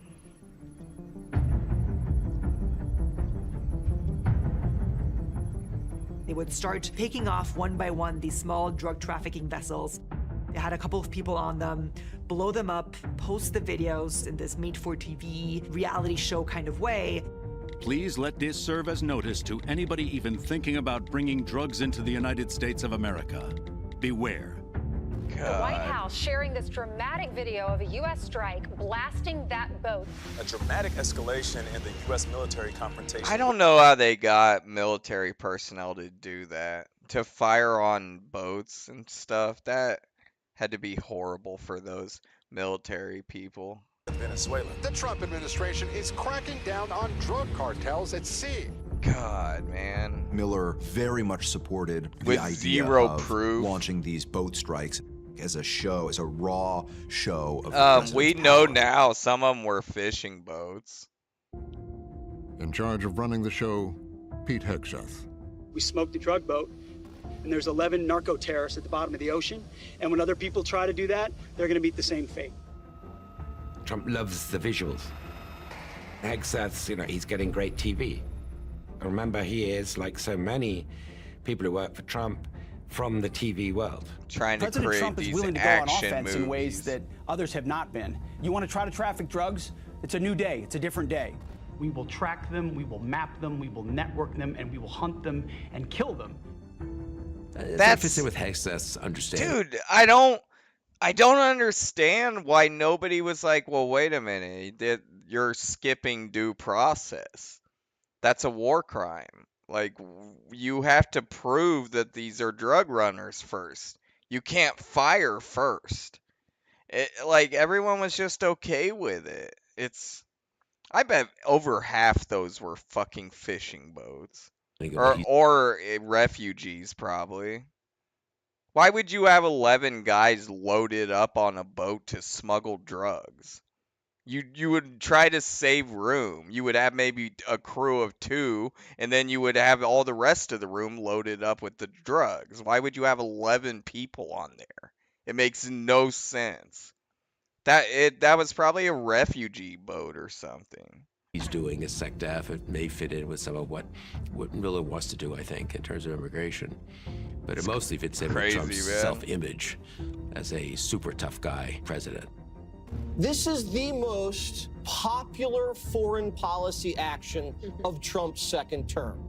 Trump just said to America, I hear you, watch this. Boom. Another vessel and its lethal contents destroyed. But former military JAGs were concerned. Engaging in boat strikes, killing civilians, is a violation of international law, and it's a violation of U.S. law. It's basically murder. These boats did not pose an armed threat to the United States. We have been violating domestic law because taking the lives of civilians is murder. That wasn't the position of the Pentagon, however, where Hegseth had purged the most senior JAG officers. There you go. I worry that if It's all a plan. They knew what they were doing. you don't have legal advice where JAGs feel free to give their opinion based on their reading of the law or reading of regulations, that will get ourselves into situations where violations will occur. The White House now confirms a double tap strike was carried out on a suspected drug boat. Second strike was ordered after the first failed to kill everyone on board. The White House is insisting that it was legal. If you don't have the law constraining a military, you are now on the road to creating a force that is not only going to not do the right thing, but the illegal things that it will be asked to do are going to become easier for it to do. The administration said the strikes were lawful military actions, protecting Americans against narco-terrorists. We will treat you like we have treated Al-Qaeda. We will find you, we will map your networks, we will hunt you down, and we will kill you. I think they both see themselves as like aggressive men. Like, oh yeah, I'm gonna get some for this, but that's just how it is when you're a real man. I think they see themselves that way. I think we're just gonna kill people that are bringing drugs into our country. Okay, we're gonna kill them. You know, they're gonna be like dead. Okay. Yeah. The president gave a lawful order. I was in the Navy for 26 years. What would I have done? I would have pulled the trigger on those individuals. I mean, lawful order, designated, got the authority, boom. If you're against it, you sound like a lawyerly, whiny, effeminate weasel. You're gonna have to choose a side. Are you gonna be on the side of the cartels, or are you gonna be side of the American people? Blowing up these boats and getting criticized for it and having a bit of a hubbub at first, and then it becomes routine, and we've sort of all forgotten about it at this point almost, right? It's pretty amazing that he got away with that, and I think it taught him, I can just get away with being a tough guy. By the end of 2025, a total of 35 boat strikes would kill more than 115 people. But Maduro was not budging. And This guy was doing that shit as his entertainment. That's another thing people need to understand, is the motive behind it. Hegseth and Trump they're playing action movie with people's real lives. Pushed for more action. They start imposing more sanctions. So they can start post it taking on other Twitter. measures. they started building this pressure campaign to try to weaken Maduro as much as possible. Incansables! Invencibles! Maduro. Certainly not at all interested in leaving power. Alerta! Alerta! So the patience in the White House, from Trump, from Rubio as well, wears more and more thin. There's a sense that Maduro is not taking their threat seriously. He's not understanding just how serious the president is. Trump hates... It's a question if we have a right, even with a tyrant leader, if we have a right to decide and come in and swoop them up like that. And I don't think we do. And if you're going to start with anyone, why not go grab Kim Jong-un down in North Korea? Shit. being disrespected. Like, if you're really gonna do it, Maduro responded and try to help people threats by hosting rallies and dancing and so forth. Trump sees a video. He sees that and he says, "Who does this guy think he is?" Trump thinks Maduro is mocking him. Oh, he thinks he's mocking the dance. Politics, but really important in how Trump thinks of things. He thought he was That's mocking the the kind of thing that would dance, enrage Trump. dude. Oh my That's god. why I think it shifted to Plan B. The That's all it moment takes. That he feels games are being played or that he's getting tapped along, you're going to go to Plan B. It would be the most audacious military move yet. Once again, Trump put and much young of the war boys in cabinet danger. gathered at Mar-a-Lago. For Trump, This operation was really interesting because they used some kind of psi weapon. They used an energy weapon to knock out his guard. Trump to order this raid on Venezuela is incredibly risky because it's not just sending missiles into targets far away, it's sending American troops on the ground. And if it happened bad, it's on his watch. For Pete Hegseth, a way to demonstrate his warrior ethos. Anything can go wrong in the fog of war. If a single U.S. service member loses their life, the helicopter lands 10 inches the wrong way, you can have a Black Hawk Down situation. For Marco Rubio, a golden opportunity. Himself, obviously, being the son of Cuban immigrants, he had a really, really big stake in this. It's important to remember that he sees this as part of a bigger whole, as this axis of evil in the Western Hemisphere. These regimes that are, in his view, really anti-democratic. Anti-democratic. And that's Vice President. Anti-democratic, as we're blowing up fishing boats in the dozens. J.D. Vance. He had been in South Florida, but was not there. He was the one guy on a screen. At the moment when Rubio's big consolidating achievement is happening, he's going to take Maduro from power, Vance is just quietly walking away. This isn't his fight. The fight to remove the vestiges of communism from Latin America is not something intrinsic to his politics. It belongs to a different arm of the Republican Party, of the president's administration. It's just not his fight, and so he's gone. Also missing, Tulsi Gabbard. Oh. Trump's director of national intelligence, you would expect her to be there. Tulsi wasn't invited. Comical moment where she posted before the raid this photo of her in a sunset. And Look at that. She posted before the raid that she was off living her own life. They all quarterbacked this bullshit from Mar-a-Lago. That's how reckless it was. Again, another reckless military operation. in Hawaii, you know, They got Aloha. lucky. And at the same time, They keep getting lucky because our military guys are so freaking good, and women, men and women. They're so good that they just keep getting lucky, and it goes for off colleagues are without preparing this really disaster. massive operation. It's the only thing that saved them.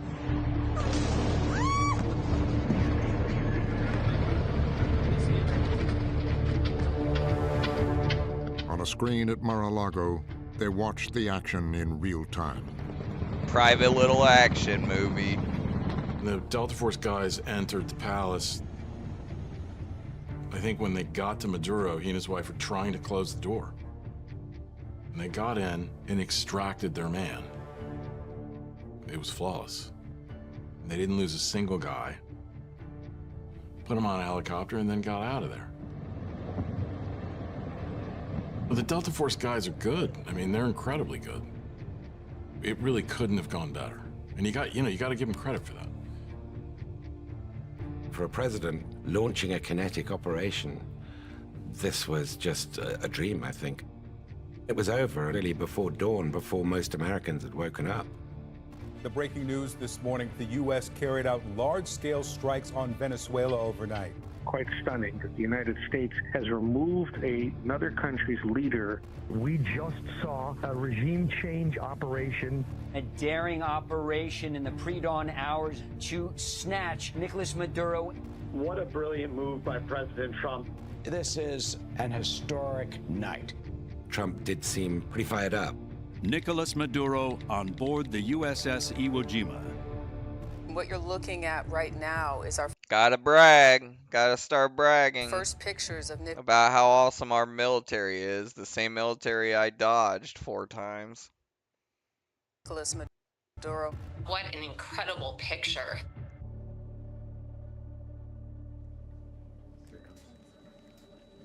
And now they still have the guy and they don't know what to do with him, so it's become a whole nother problem. That morning, at what could have been a victory lap for Rubio's Latin He America should have asked for a democracy speedy project, trial. Trump switched gears. Mr. President. So who's in power right now? Well, we're going to be running it with a group, and we're going to make sure it's run properly. We're going to rebuild the oil infrastructure, which will cost billions of dollars. It'll be paid for by the oil companies directly. Oil. You know, he's probably said the word oil about 30 or more times. We're in the oil business. We're going to sell it to. Not going to get it. In other words, we'll be selling oil. We find out what's really important. And no, it's not the drugs. And no, it's not democracy. It's the oil.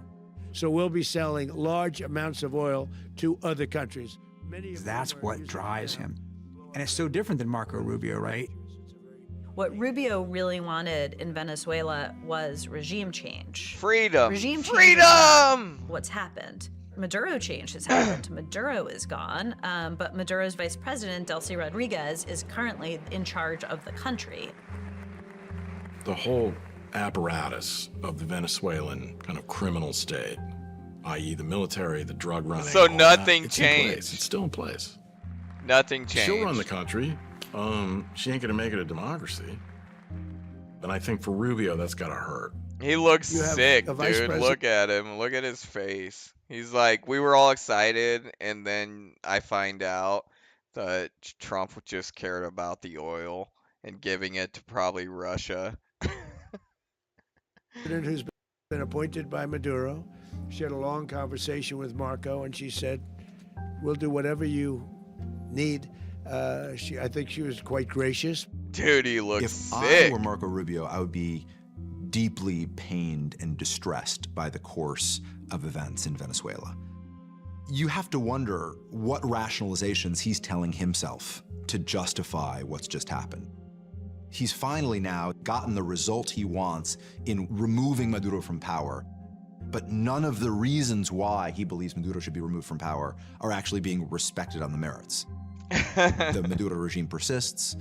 There's this explicit claim made about the value of extracting oil from the country.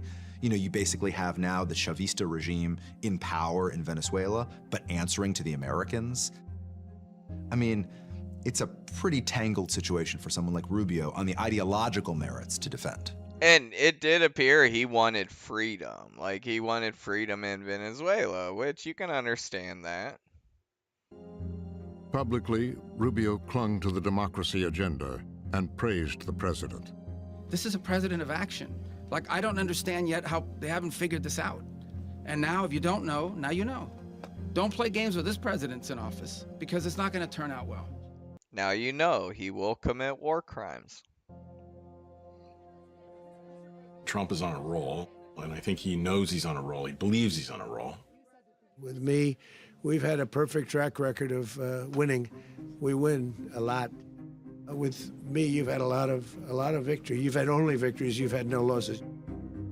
I think the Venezuela operation emboldened Trump to believe that he could do these very effective one-shot missions.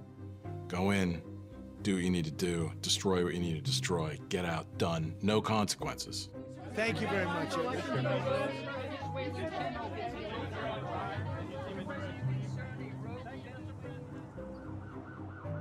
One factor that people don't talk about enough is luck. So far, Donald Trump is one of the luckiest people in the history of the planet. It's true. He sends American troops into the middle of Venezuela, pulls it off. He practically destroys the Iranian nuclear program without losing a plane or a pilot. Luck is a factor, and momentum is a factor in all of this. It's luck, it's roll of the dice, it's the pure expression of power. Just one day after Venezuela, on Air Force One, Trump announced another target. We need Greenland from a national security situation. It's so strategic. Right now, Greenland... Dude. He begins to feel his oats. So, just like after Hitler took the Sudetenland and rolled through Croatia without taking a shot, he was emboldened by it. And then it was Poland, and that's when the real war started. Trump wants now he wants Greenland. You can't appease a tyrant. You can't give him enough. And look, Graham's here. He's always pushing some bullshit war. More, right? Success begets success, and so he thinks, now I'm hungry for Greenland. Trump appears to have set his sights on another territory after the successful operation in Venezuela. Greenland, which is part of Denmark, a NATO ally. Any military action against Greenland by the United States would mean the end of NATO. So when he started doing that in these Air Force One little press conferences, our allies started to think, dude, the United States is taking territory. Like, we're all at risk. And I don't think people put enough thought into that. The whole world started to look at us as we were the danger. We were the threat, including fucking Norway and these European countries, Canada, who has been our greatest allies. I mean, they've helped us through everything. World War II. Seems to be making a push for a new world Our order. bullshit war in This Afghanistan is and Iraq. What makes understanding the Trump era so difficult. Every week it seems like there's a new incident, a new outrage, a new pushing of the limits. I believe that he is a president in a hurry to put his stamp on events. Soon after the Greenland comment, David Sanger and his colleagues from the New York Times arrived at the Oval Office for an interview. So when my colleagues and I went in to see the president, what I said to him was, why do you need to own this? This is basically one of the few places in the world you can install whatever military facilities you want. And he looked at me and he said, because that's what I feel is psychologically needed for success. You're going to ask them to buy it. Important to you or to the Psychologically important for me. Now, maybe another president would feel differently, but so far I've been right about everything. He says, psychologically important to me. And that's what it is. That's what it's all about. It's not about security. It's about his own psychological desire to have Greenland, to be somebody who made Greenland part of the United States.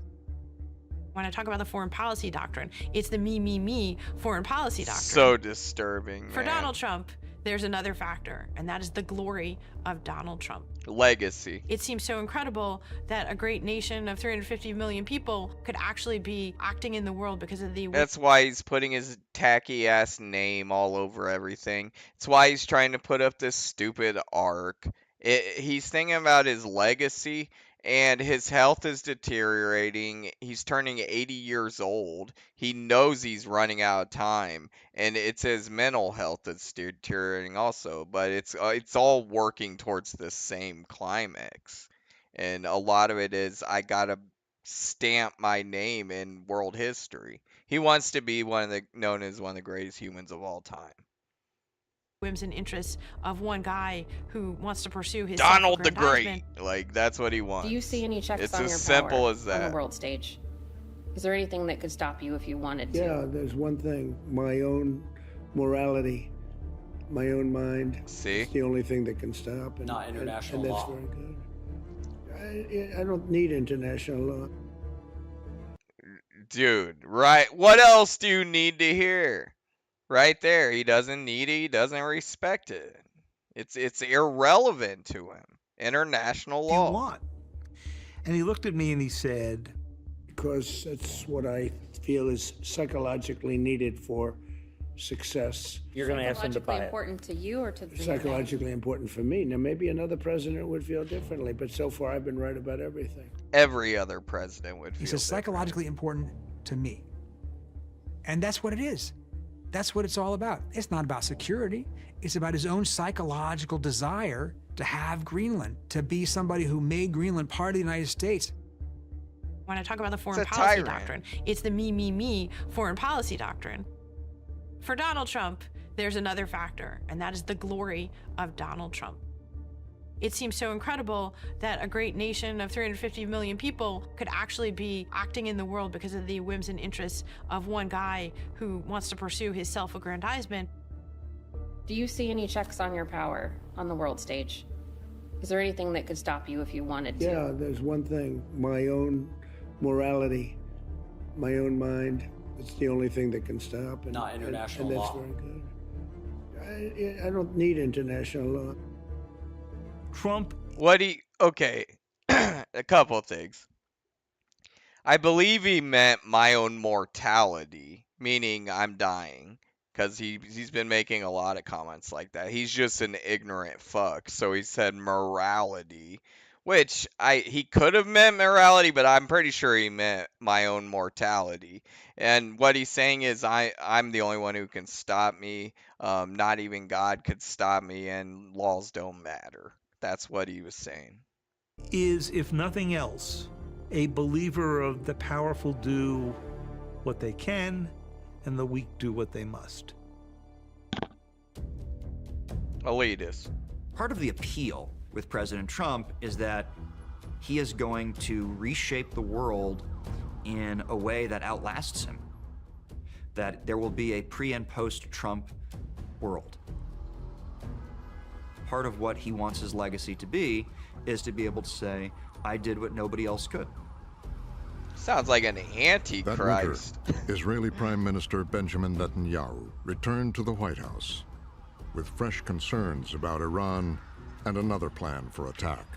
Netanyahu comes to the White House for a meeting on February 11th. There's very little fanfare. They do not do a media availability afterwards, as is their custom. No press conference, no gaggle, nothing.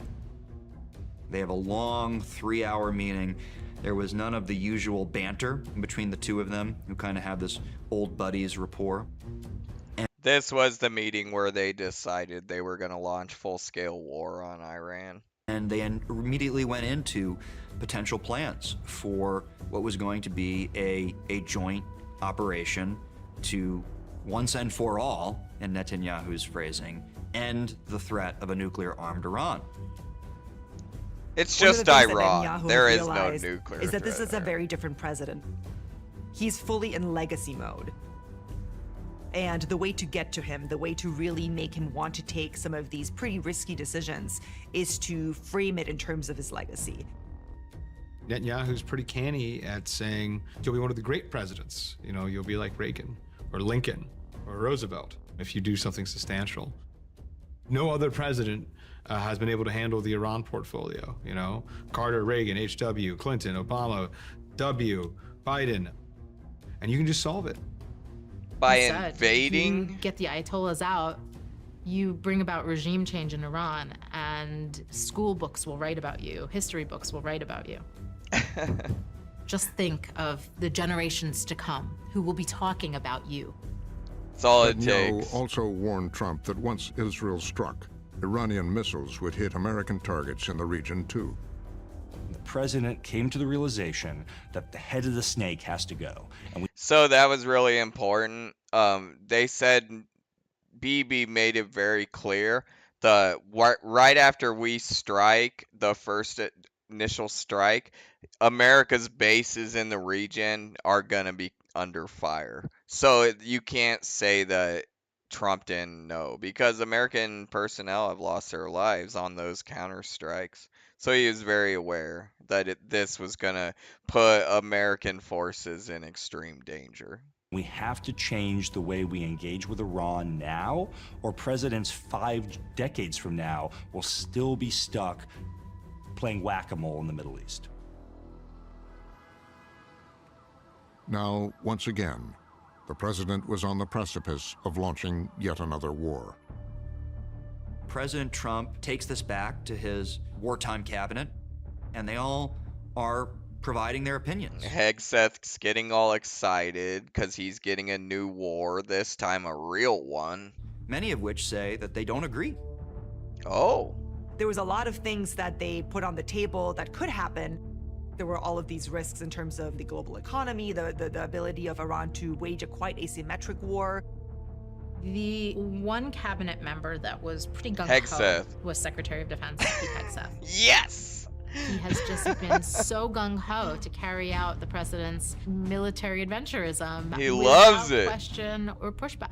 He loves it. Even the sort of yes men that we've seen around the president have felt like Hegseth has taken it a bit too far, and that you do need to be a lot more transparent about the risks that are involved in a military operation. No, why would he? He doesn't want to talk him out of it. Dude, he wants to go bomb shit. Why would he do that? And many people we talk to around the president are not really sure that Hegseth does that. Of course he doesn't.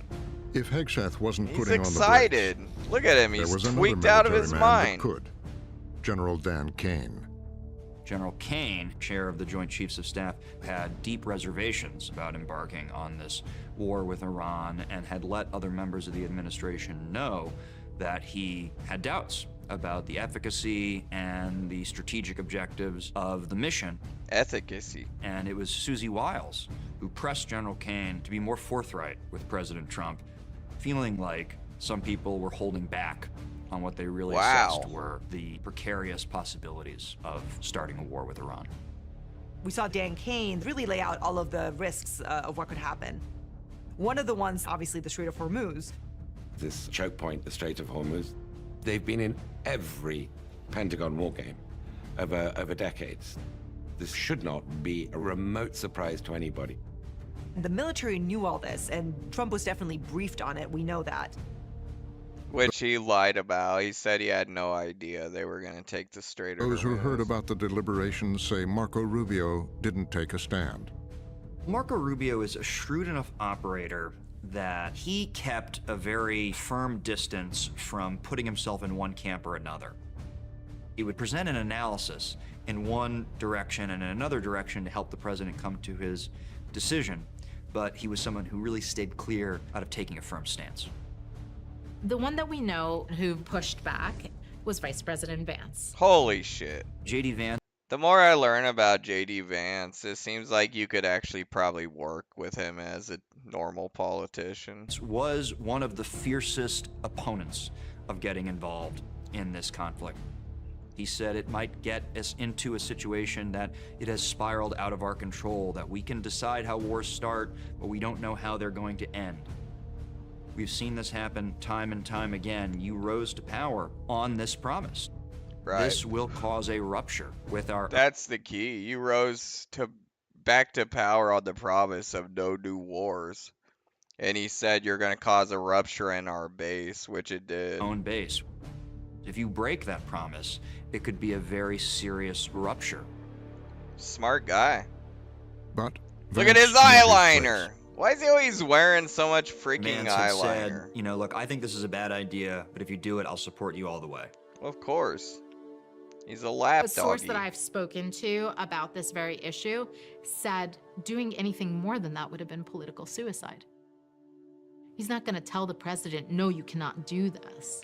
Well, His he job doesn't is to have advise the president. He doesn't have the And that is very much Stroke to kind of do in that. keeping with how his current cabinet operates.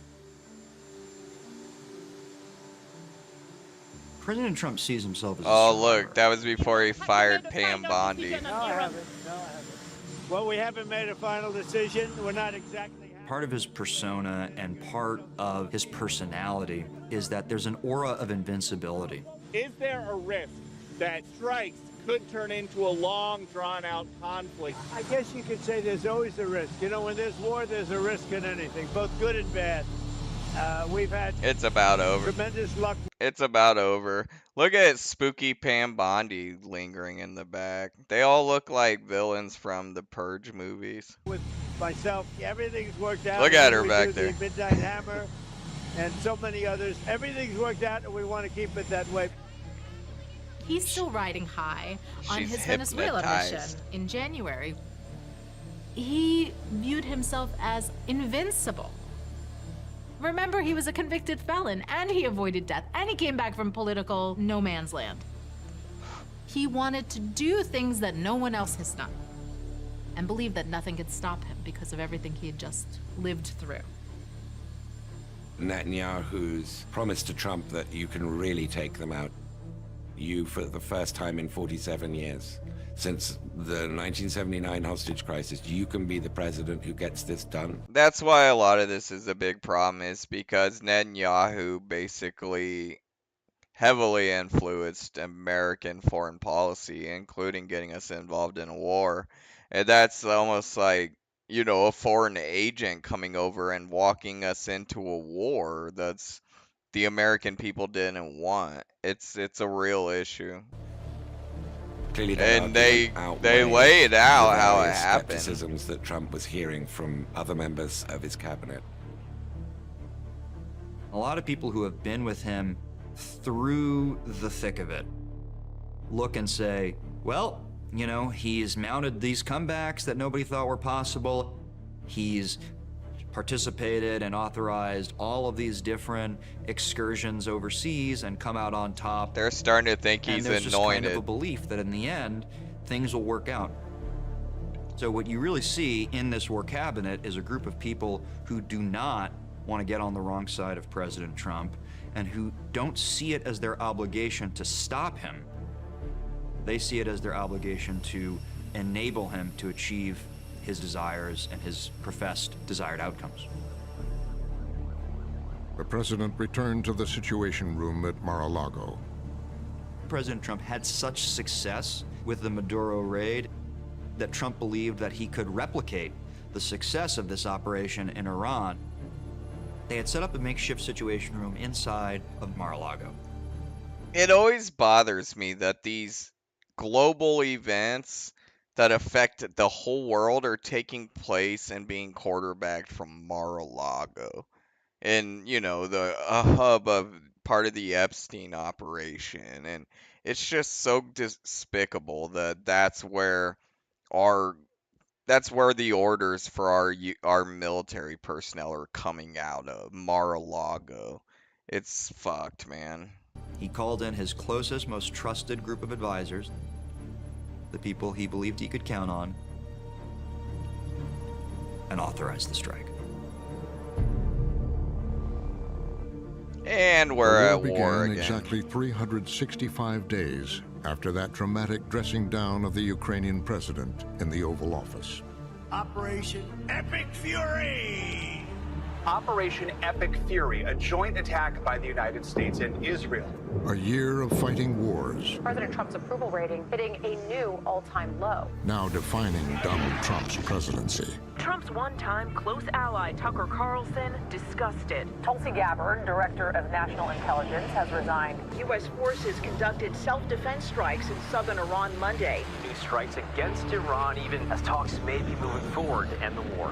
The question now is, could Cuba be next? Could Cuba be next? That's the next conflict. And Cuba seems to be a failed state, but Trump's talking about sending troops down there, which I need to look more into it, but Cuba does seem to really need help. I don't know if we're the ones to do that or this regime. It doesn't seem like they've really helped anybody, but.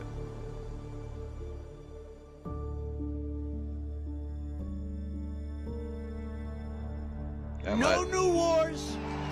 No new wars.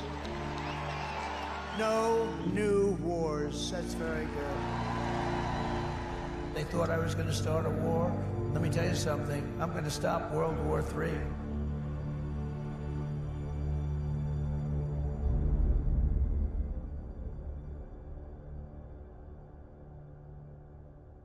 So good, dude. Frontline is so good.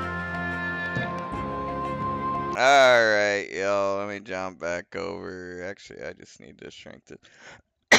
I really appreciate everyone that hung out and watched that. I honestly think that they might try to get that taken down. The Trump regime is actively targeting PBS and trying to pull the funding, and he's going to be upset when they see that documentary. And one thing they're really going to be upset about is the signal chat stuff, where it's kind of a look inside what they're. It's embarrassing to them. So I wanted to document it and get it up. That way, if they do target them, at least I have my copy of it.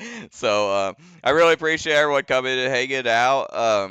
If you guys don't subscribe, please go do that. Like, share, all that stuff. I might try to do more things like this. I just came across this yesterday and I thought it was important to put out there. But I'm trying to get away from the UFO Twitter stuff, so I might be doing things that are a little slower and might not be interesting to everyone, but I'm just trying different stuff. And politics is, interesting to me, and this is some night that I think is so important that everyone needs to be paying attention to it right now. And when I encounter a lot of people on Twitter, like I said in the intro, that ask me like, "Well, where are you getting your info from?" And it's like, dude, it's right there. You just got to go watch it. It's on Midas Touch. It's on PBS. So this is a good example.